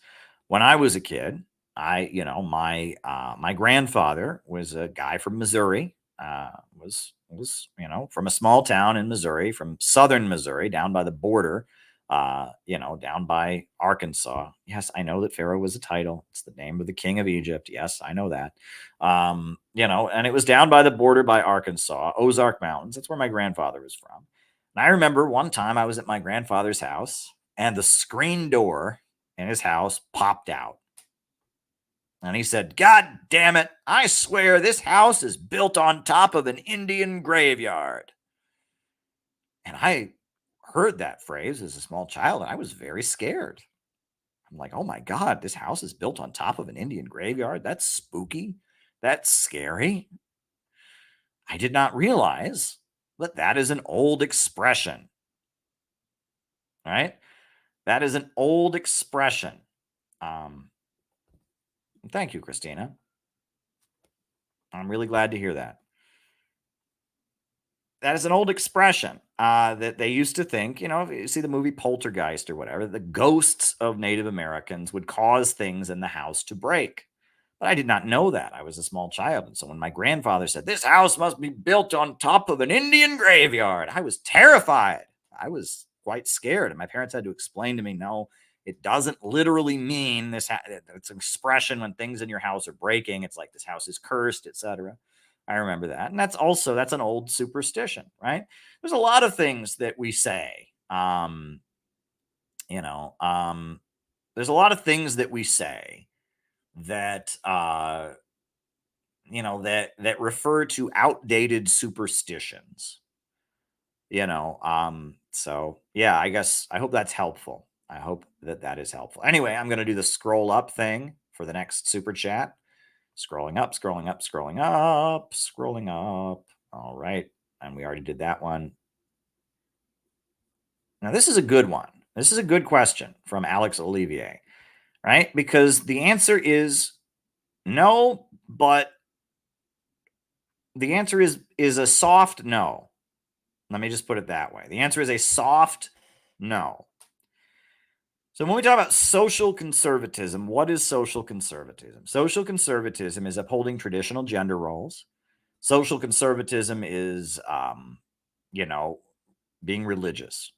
And generally speaking, communism is not that, and the communist countries of the 20th century, one of the things they were very famous for was changing the status of women, right? The communist governments of the world had women who worked in factories, women who became electrical engineers, women who became generals in the army.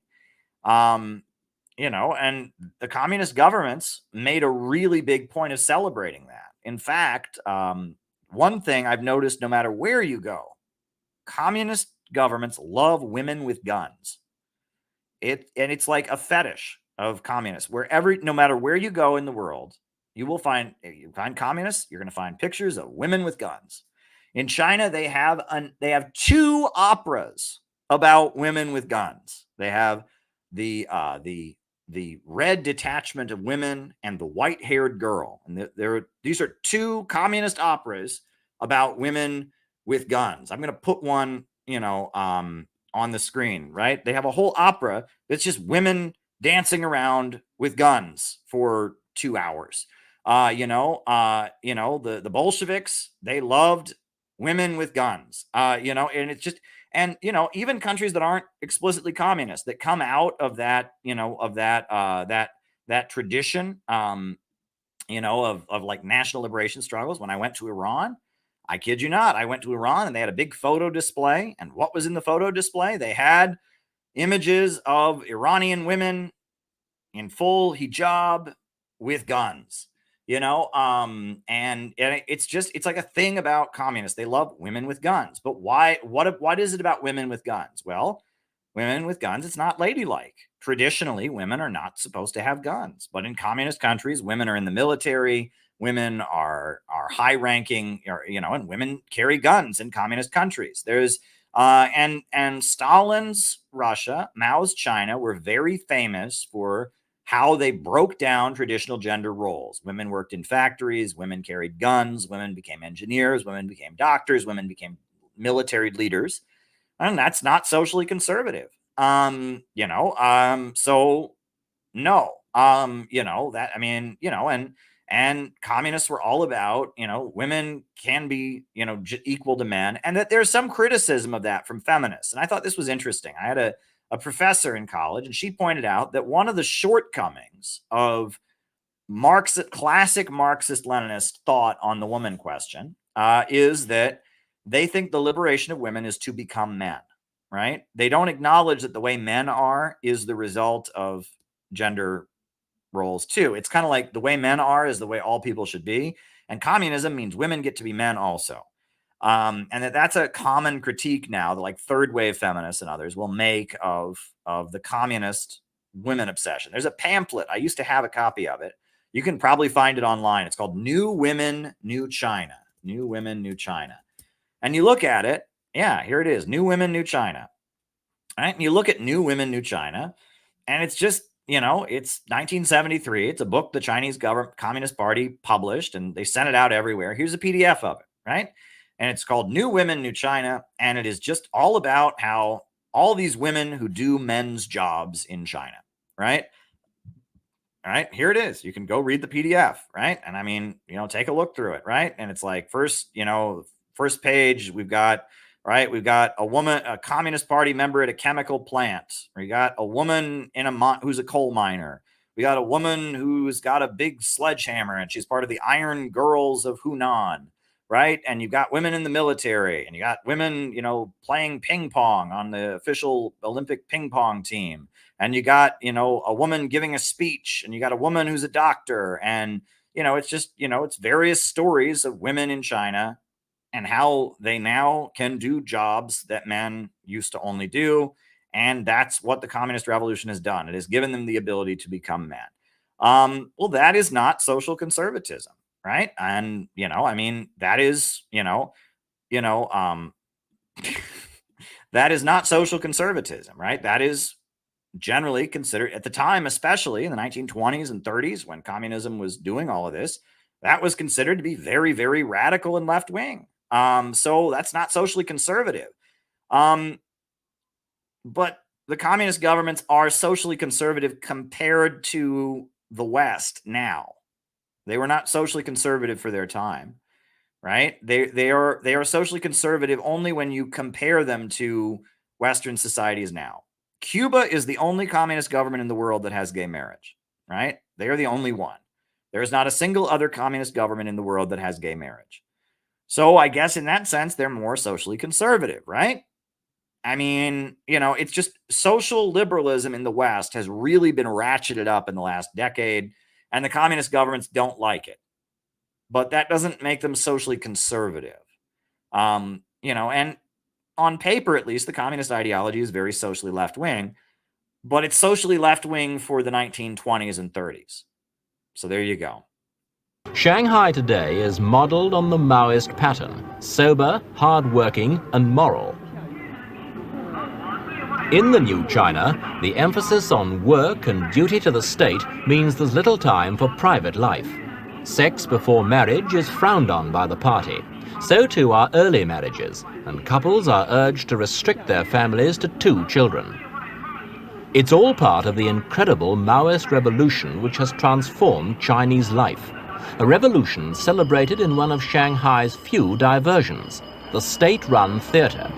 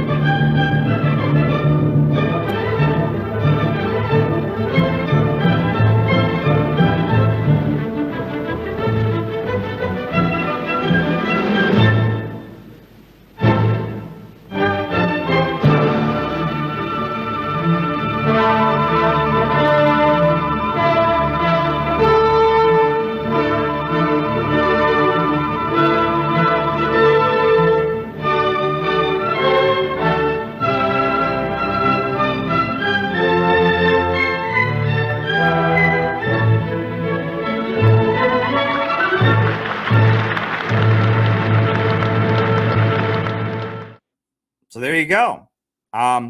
Most of that was women dancing around with swords, but at the end, she got a gun. So there you go. And that video kind of said exactly what I was saying. Sex before marriage is frowned on, etc. I mean, is that conservative? I mean, they don't think so. For China, that is not conservative. Those are women dancing around with swords and guns. I mean, not conservative, but for us it is. For us, it's conservative because they're saying, "Oh my God, don't have sex before marriage." Communism. I'll just end this super chat. I'll just point this out. Communism, as we know it, like 20th century communism, was a synthesis. Because on the one hand, the communist movement, Marxists, were the most radical and liberal people that existed, right? At the time. They were atheists, they were feminists, they were, pro-LGBT, even back in the 20s and stuff like that. I mean, in the early, time, around the time of the Bolshevik Revolution. You had Anastasia Kollontai, who was one of the big advocates of sexual freedom. And the Bolsheviks, they were a very, they loved to have big drunken parties with prostitutes and all kinds of stuff, right? They were very, very liberal and very, I don't know what the libertine or whatever. However, the peasantry of Russia and the peasantry of China and the bulk of those populations are very, very conservative, right? In Russia, they lived under the Russian Orthodox Church, very, very conservative people. China, you have the traditional family, filial piety, and all of that. And that Stalin and Mao, both of them were not from the intellectual layers that started their parties. And this is also important to point out. Stalin was not a revolutionary intellectual. He wasn't a rich guy who lived his life in Paris and Vienna and all of that. Trotsky and Lenin and Bukharin and Zinoviev were living in Paris and London and Switzerland writing all the books. But Stalin was from a small village in Georgia, and he was country Joe. He was from a rural village, and he had been to seminary school. And Stalin understood the peasantry, right? And he was a mass organizer. And when Stalin came to power, it was very much a synthesis, because during Lenin's time, they had tried to be very, very socially liberal. They tried to move away from marriage, that homosexuality had been legal. There'd been all kinds of stuff. And Lenin even spoke out against it. There was the glass of water theory, where there was supposedly some leaders of the Bolshevik Party were saying that sex in our society should be as meaningless as drinking a glass of water. And Lenin is quoted telling Clara Zetkin that's very irresponsible, and that free love was very irresponsible. And the Bolsheviks, a lot of the Bolshevik leaders were very, very wealthy, privileged intellectual types who lived very, very comfortable lives. But the peasantry, the bulk of the countries, were very, very conservative and traditional. And during the Russian Civil War, that was one of the main arguments against the Bolsheviks. It was spread around. The Bolsheviks want to socialize your wives and children. They want to put porno everywhere, etc. So when Stalin came to power in the Soviet Union, communism under Stalin was a synthesis.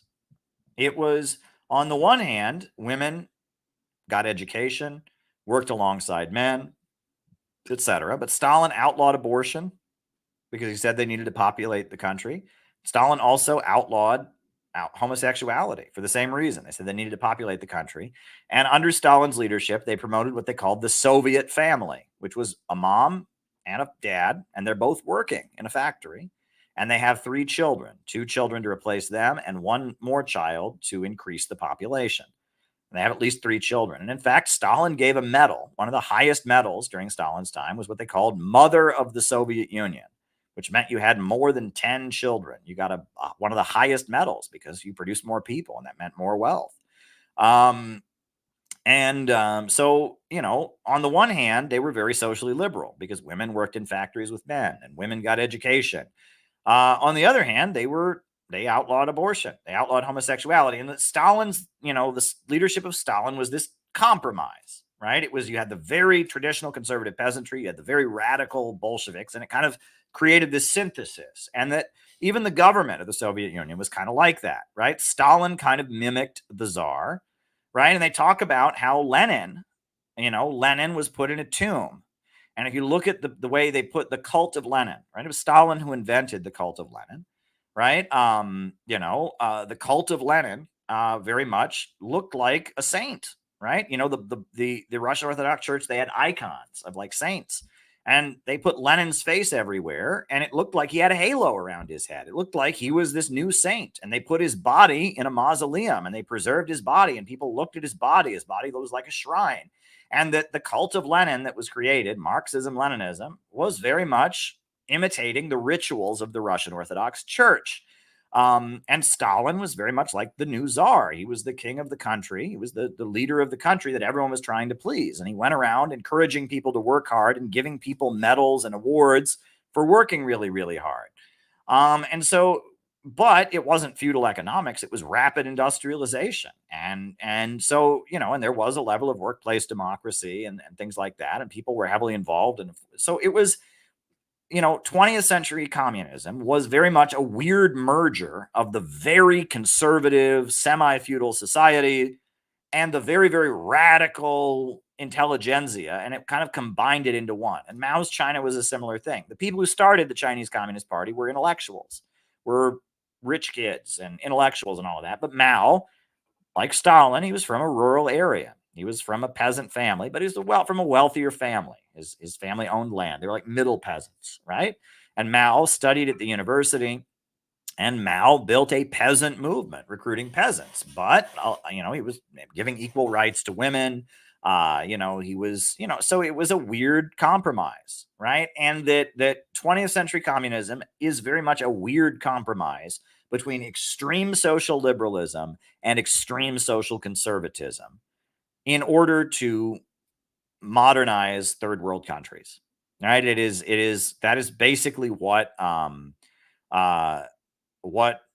the socialist governments were. It was a weird compromise between the two. So it's not socially conservative. It's more liberal than what was there before. But it's also, compared to what we now have in the West, it's quite conservative. All righty. Next question. Glad that answered your question. So there you go. All righty. Okay. All right. Next question. Jeffrey Sachs, good or bad for the Russian economy? Well, according to everything I've read, bad. Okay. I mean, he says a lot of good things now. Oh, did I skip? I skipped one. I'm sorry. I missed David Fox. Hold on. I missed David Fox. Scrolling up. I'll get to Jeffrey Sachs in a second. Miss David Fox. Scrolling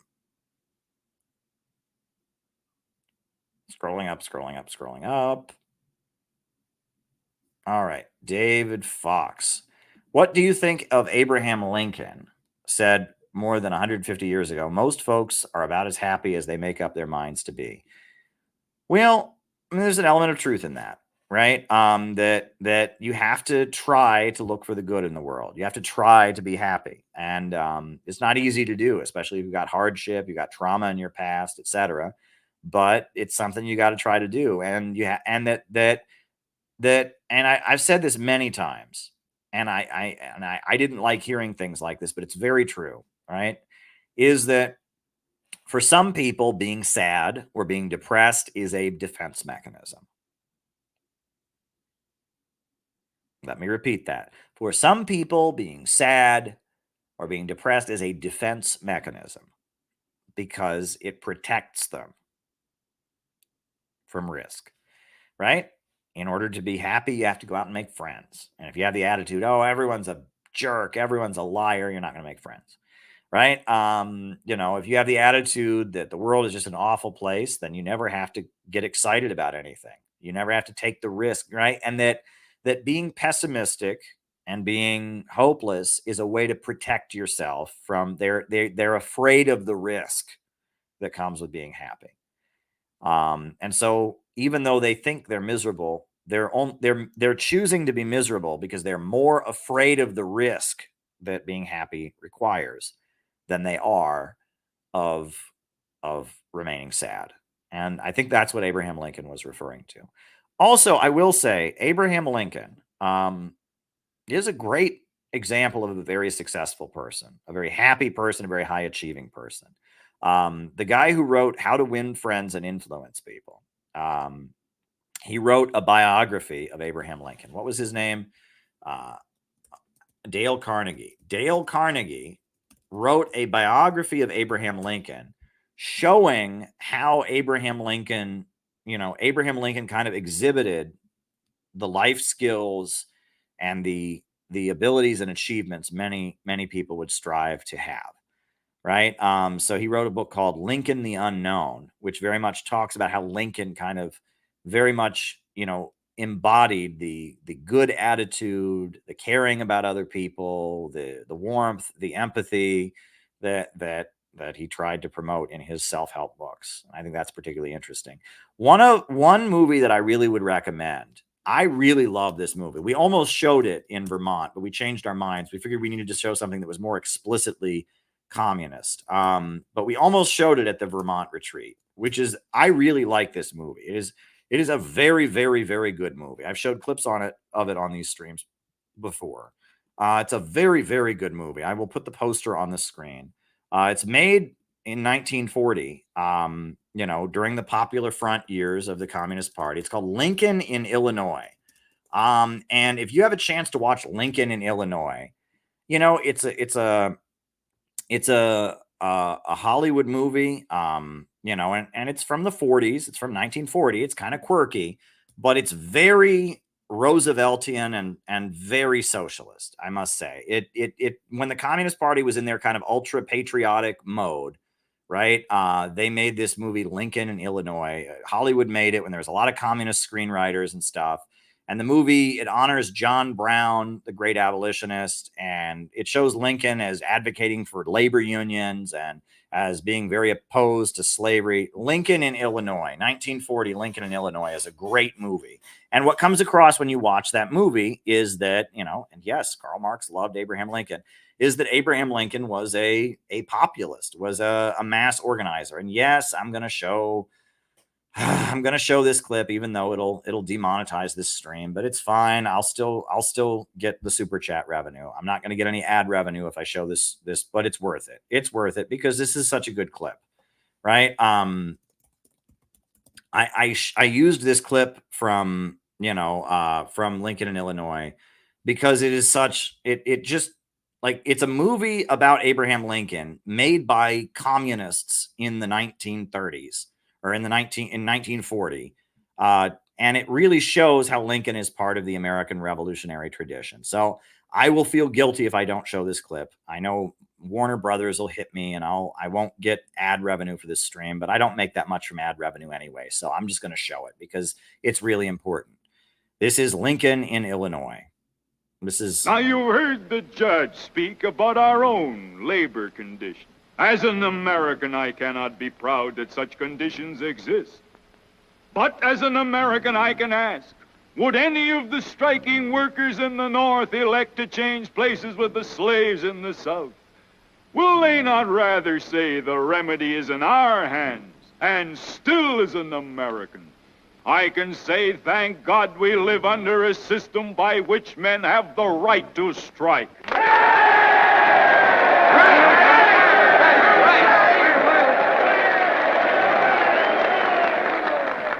I am not preaching rebellion. I don't have to. This country with its institutions belongs to the people who inhabit it. Whenever they shall grow weary of the existing government, they can exercise their constitutional right of amending it, or their revolutionary right to dismember or overthrow it. If the Founding Fathers gave us anything, they gave us that.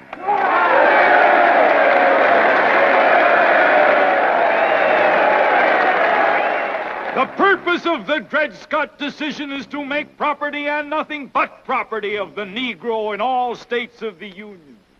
It is the old issue of human rights versus property rights. It is the eternal struggle between two principles. The one, the common right of humanity. The other, the divine right of kings. It is the same spirit which says, you toil and work and earn bread and I'll eat it.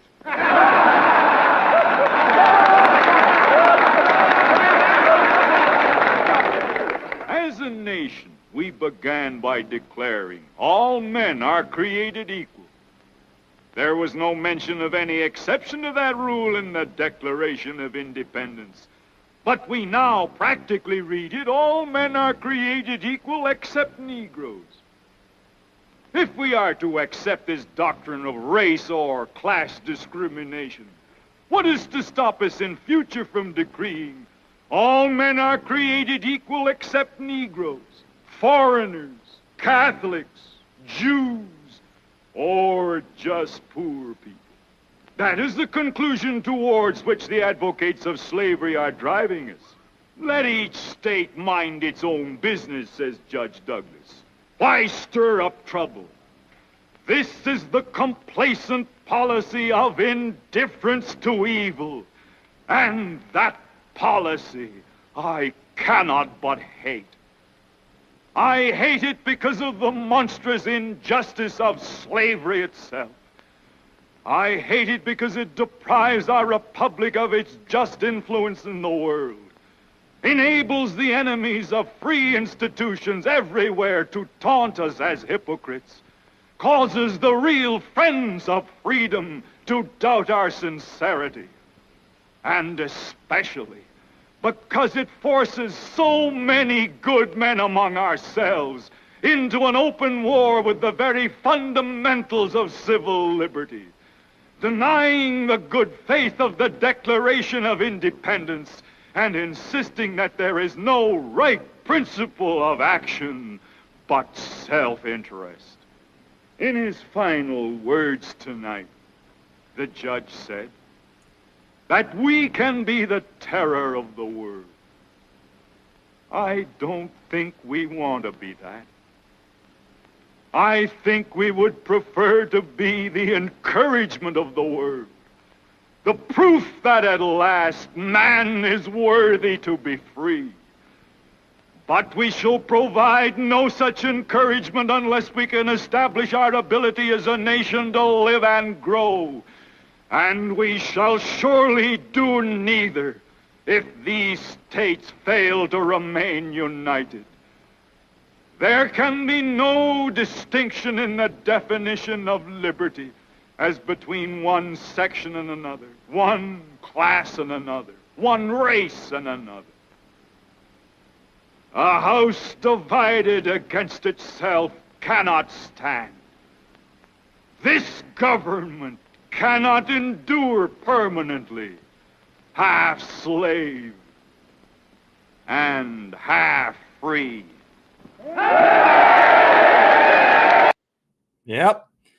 It's a great movie. I recommend it. And Abraham Lincoln is worth studying. I mean, he obviously had his flaws, but in terms of successful political figure who overturned slavery, was able to build a coalition and defeat the slaveholders and learned a lot throughout his life. I mean, W.E.B. Du Bois felt that he changed a lot during the Civil War. His views on race evolved and changed. I think that Abraham Lincoln is a pretty admirable figure in a lot of ways. Obviously he's not without flaw, but I think he did a lot of good. So I think pretty highly of Abraham Lincoln. And I would recommend looking into his skills, what made him effective. Wallace Wattles, who I recommend, he also talks about Lincoln's abilities. And I think there's a lot that can be learned from Abraham Lincoln. So that's my response to David Fox. I look up to Abraham Lincoln in a lot of ways. Not that I don't admit his flaws. Nobody's perfect. And Abraham Lincoln, he learned a lot and his views on race changed throughout the war. So there you go. All righty. Scrolling onward to the next super chat, which I think I started to answer before. But there we go. Okay. Jeffrey Sachs, good or bad for Russia's economy? According to everything I've read, bad. Okay. I read, Naomi Klein, the shock doctrine. My understanding is that he was the individual who was overseeing austerity economics and the Yeltsin administration's economic looting of Russia in the 1990s. However, there are many people who tell me that is not the case. And I'd like to see the evidence. And also Jeffrey Sachs says a lot of very good things now about imperialism, about all kinds of things. He says some pretty darn good things now. So that makes me think maybe he wasn't as bad as he was. But all the evidence I've seen is that his role in Bolivia and his role in the former Soviet Union was very, very, very bad. And that when things were bad in the 90s in Russia, he was setting economic policies. So there we go. Great advice today, Caleb, especially the part about the love radar. Well, look, I will do my best on that. It's something I struggle with, right? I go often see the bad in the world, and I should do better about that, right? But, if you go looking for the bad, you will see the bad. But if you go looking for the good, you're going to see the good. And often there is good right in front of our faces, and we don't digest it. Right? We don't acknowledge it. We're too busy looking for the bad, or we're too busy trying to find a way that the good can somehow be bad. Right? We're trying to do that so much that we can't comprehend the good. And that is a big problem. Right? I will tell you the unhealthy way that we've all learned to think, right, is expressed in an episode of The Twilight Zone. Right? It's a cookbook. Right? Classic episode of The Twilight Zone. These aliens come to the Earth and they're really nice and they wipe out world hunger and they electrify the planet and they're just being so nice. And they always ask them, why these aliens? Why are you being so nice? And they hold up this book they have. And the book is called To Serve Man. And it's just so great. These aliens are just being so nice, and they're helping everybody to serve man, to serve man. And so these aliens are loading up, and they're taking a bunch of humans to their home planet. And it's very exciting, right? And they're loading them up. And this one woman is translating their alien book to serve man. She's translating it. And then she runs to the spaceship where the human beings are being loaded up. And she shouts, "It's a cookbook! It's a cookbook!" And that's how the episode ends, right? And it's based on a science fiction short story that was quite popular in the 50s. That is the American mindset. It's always a cookbook, right? It's always a cookbook. Everything's a fraud. If someone's nice, if someone's trying to help you, they're probably a liar. And that is how so many of us have been trained to think. And as a result of that, we live in a very, very dark place, and we can't love each other, right? And I mean, it's not always a cookbook. There are good things in this world, and if we don't let ourselves see it, if we're always looking for it to be a cookbook, we will find that, right? A lot of things in this world are in the eye of the beholder, and right, a lot of times there is good right in front of our faces, and we don't acknowledge it. That's a problem. What's a good book on Joseph Stalin? Well, I generally recommend Simon Sebag Montefiore. He wrote a biography of Stalin, which I've got over here on my shelf, called Young Stalin.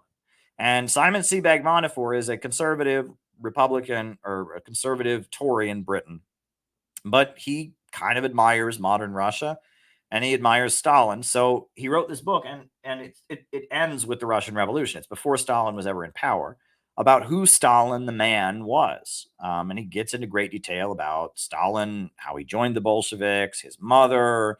And Dr. Grover Furr said this book, Young Stalin, is actually a very, very effective, a very, very good book.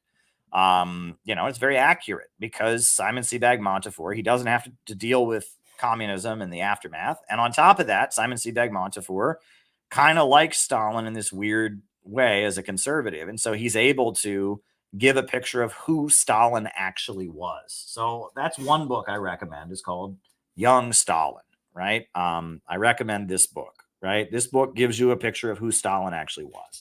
So that's the first book I would recommend. The next book I would recommend is called The Essential Stalin. And it was edited by this guy who just died, H. Bruce Franklin. The guy he wrote one of the first books he ever published was called The Essential Stalin. And it has a very long introduction, but H. Bruce Franklin was this Marxist academic, and he wrote The Essential Stalin. And there's a very long introduction to it that kind of gives a sympathetic, like why one might be sympathetic to Stalin. And actually, the whole thing is available online. It's out of print. So The Essential Stalin, you can read H. Bruce Franklin's introduction to The Essential Stalin. I would recommend The Essential Stalin. It's Stalin's most essential writings, and with an introduction that kind of defends Stalin by Bruce Franklin. So I would recommend that, The Essential Stalin. I would recommend Anna Louise Strong, The Stalin Era by Anna Louise Strong. That is an amazing book.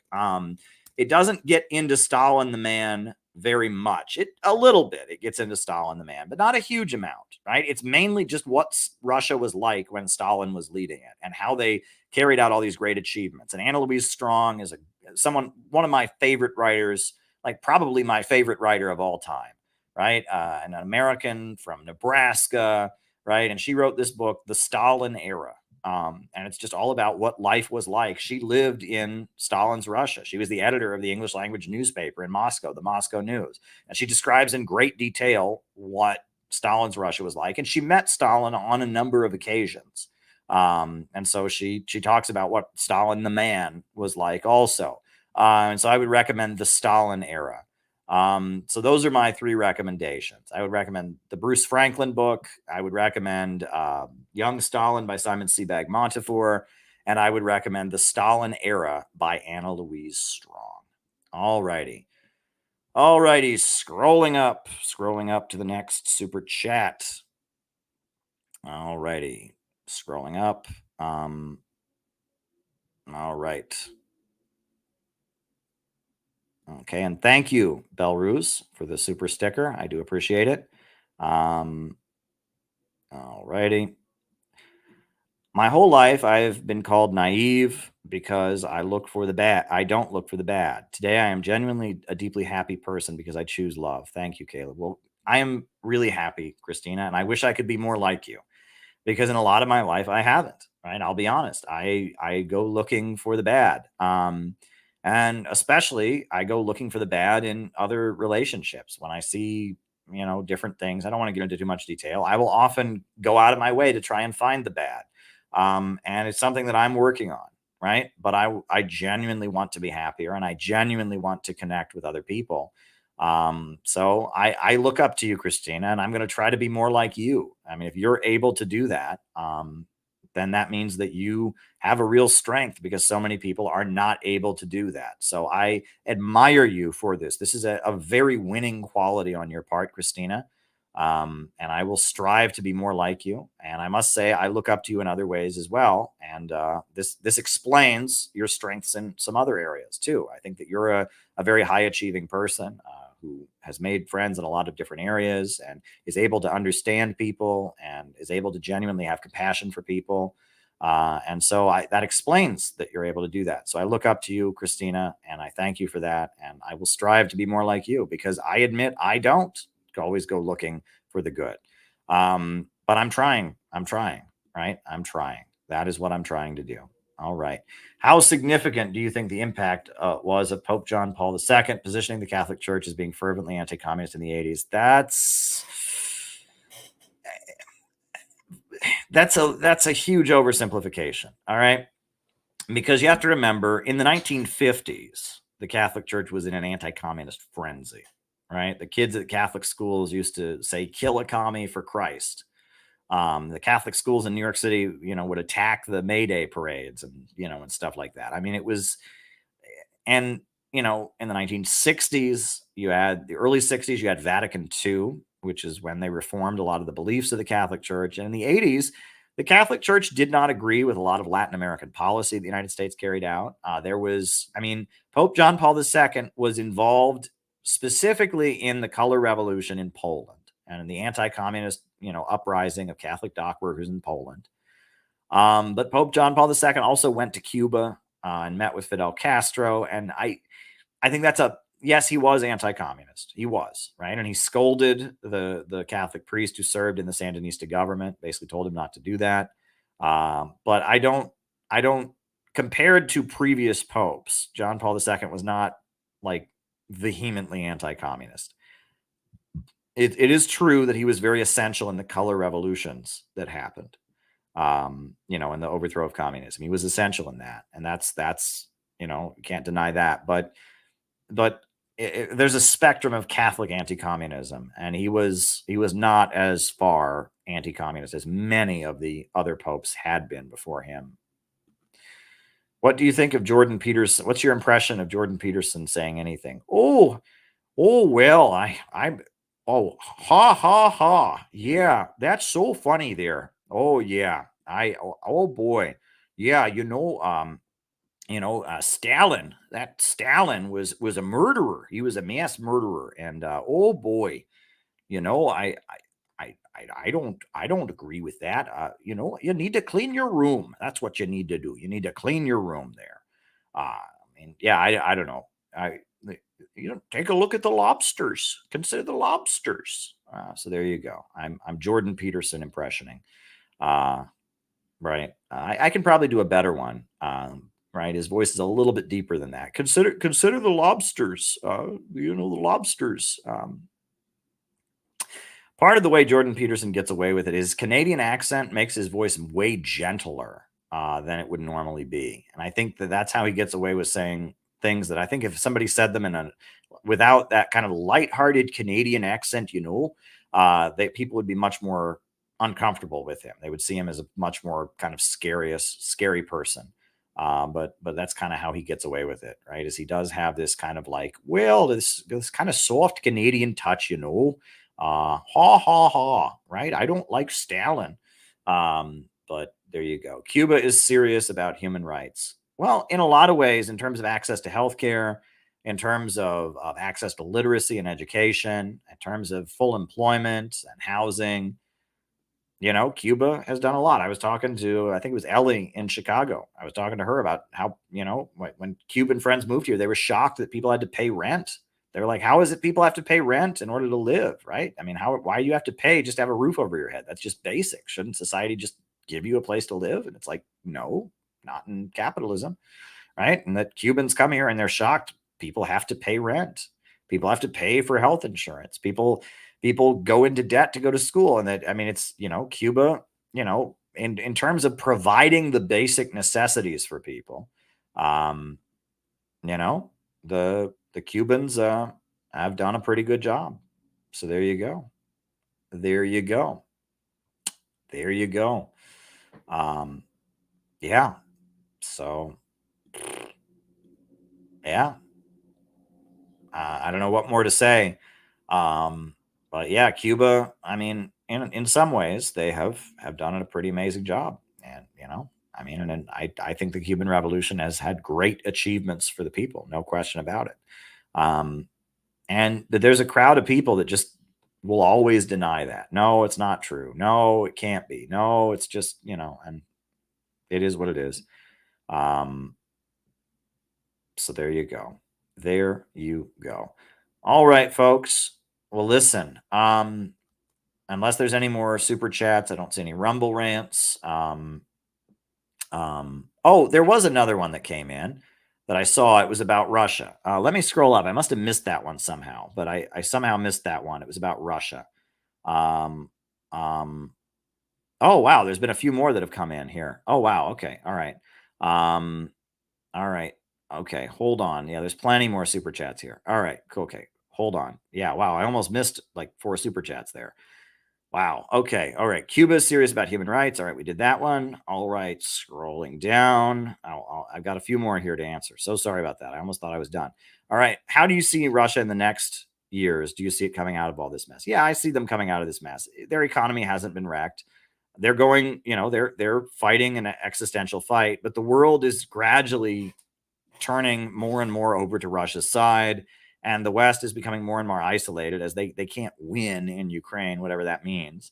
And I see Russia coming out of this much stronger because big chunks of the world that used to go along with the United States and isolating countries like India, like Saudi Arabia, have pivoted. The BRICS alliance has gotten stronger. I see Russia coming out of this even more resilient, right? I see Russia coming out of this as the winner because the West will have thrown everything they have at Russia and not vanquished them. And Russia will have gotten stronger. And the alliance that the United States has around it will be fractured. I think many of the allies of the United States are going to get further from the United States.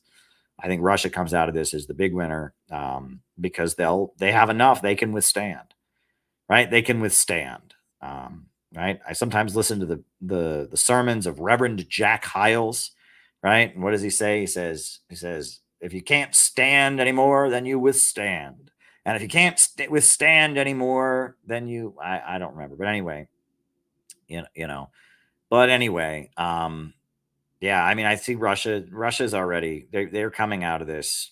Like the USA is not able to vanquish them as they want. The Ukraine thing is falling apart and it's just falling apart more and more every day. And yeah, Russia's US allies are really coming to terms with the fact the United States doesn't care about them. And yeah, I see Russia coming out of this much stronger. And that when this is over, Russia is going to surge like you wouldn't believe because everyone's going to be like, wow, they just threw hell and high water at you and you're still going. And when this thing ends, Russia is going to surge like you wouldn't believe. That's what I'm predicting. It's going to be, when this thing ends and the West just kind of admits, okay, we tried to destroy Russia again. Didn't work for Napoleon. Didn't work for Hitler. Not going to work for us. Russia is going to come out of this like you wouldn't believe. And thank you, Joe. I do appreciate that. It's a great Lincoln quote or Lincoln clip. I think go watch Lincoln in Illinois. It's just a great movie all around. First timer here. Can you briefly touch on the ideas and the impact of the Iranian revolutionary Ali Shariati and the synergy between his thought and Western markets? Soccer. I don't know anything about Ali Shariati, but I'll Google him. I haven't studied Ali Shariati.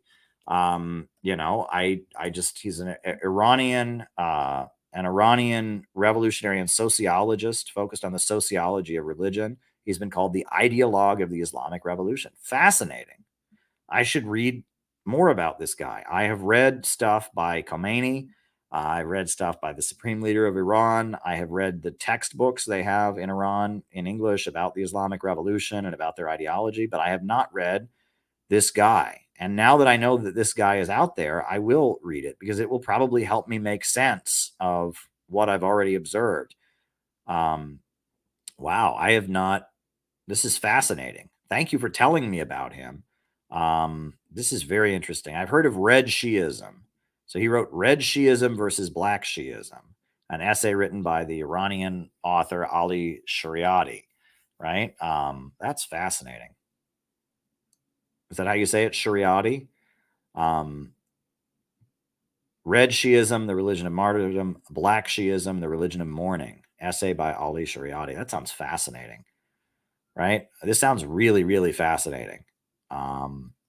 Yeah, I am not familiar with his work enough to comment, but I feel like I could lose myself in this guy's work immediately. I'm already like fascinated. This is some really, really interesting stuff.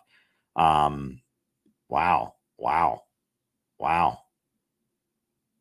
Yeah, that sounds really, really interesting.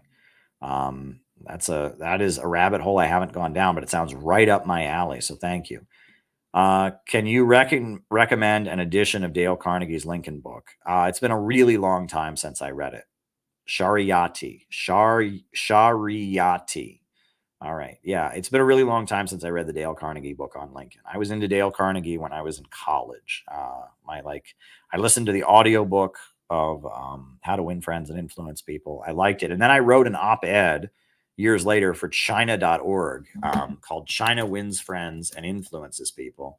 And I wrote it. And it got picked up by a number of different like pro-China websites and stuff. I wrote this op-ed in 2017 about how the methods of networking and winning allies that Mao Zedong developed, the mass line, and the methods put forward by Dale Carnegie are very similar. And I enjoyed that. So, and you know, when it comes to self-help though, I mean, it was Tyler who introduced me to Wallace Wattles, the Christian socialist, father of New Thought. And I love Wallace Wattles and socialist New Thought. I love that stuff. I really, really do.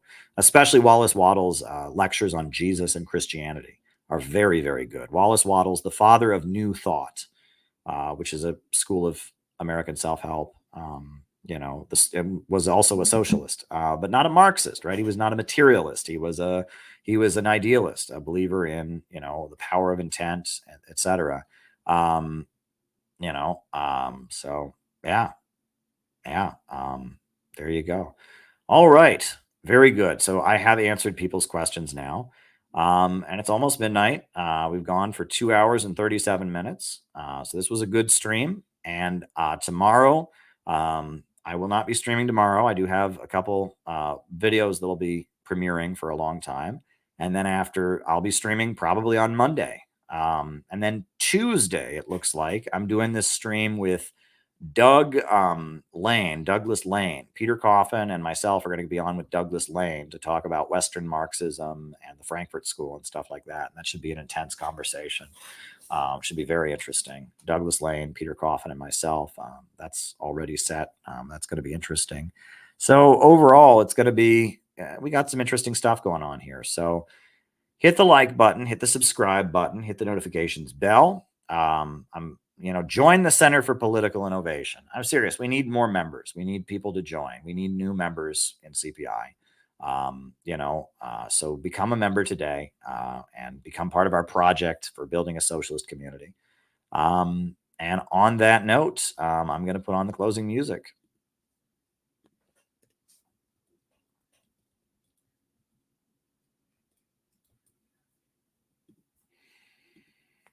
New upsurge in the struggle against U.S. imperialism is now emerging throughout the world. Ever since World War II, U.S. imperialism and its followers have been continuously launching wars of aggression. But the people of various countries have been continuously waging revolutionary wars to defeat their aggression. And while the danger of a new world war still exists, and the people of all countries must get prepared, revolution is the main trend in the world today.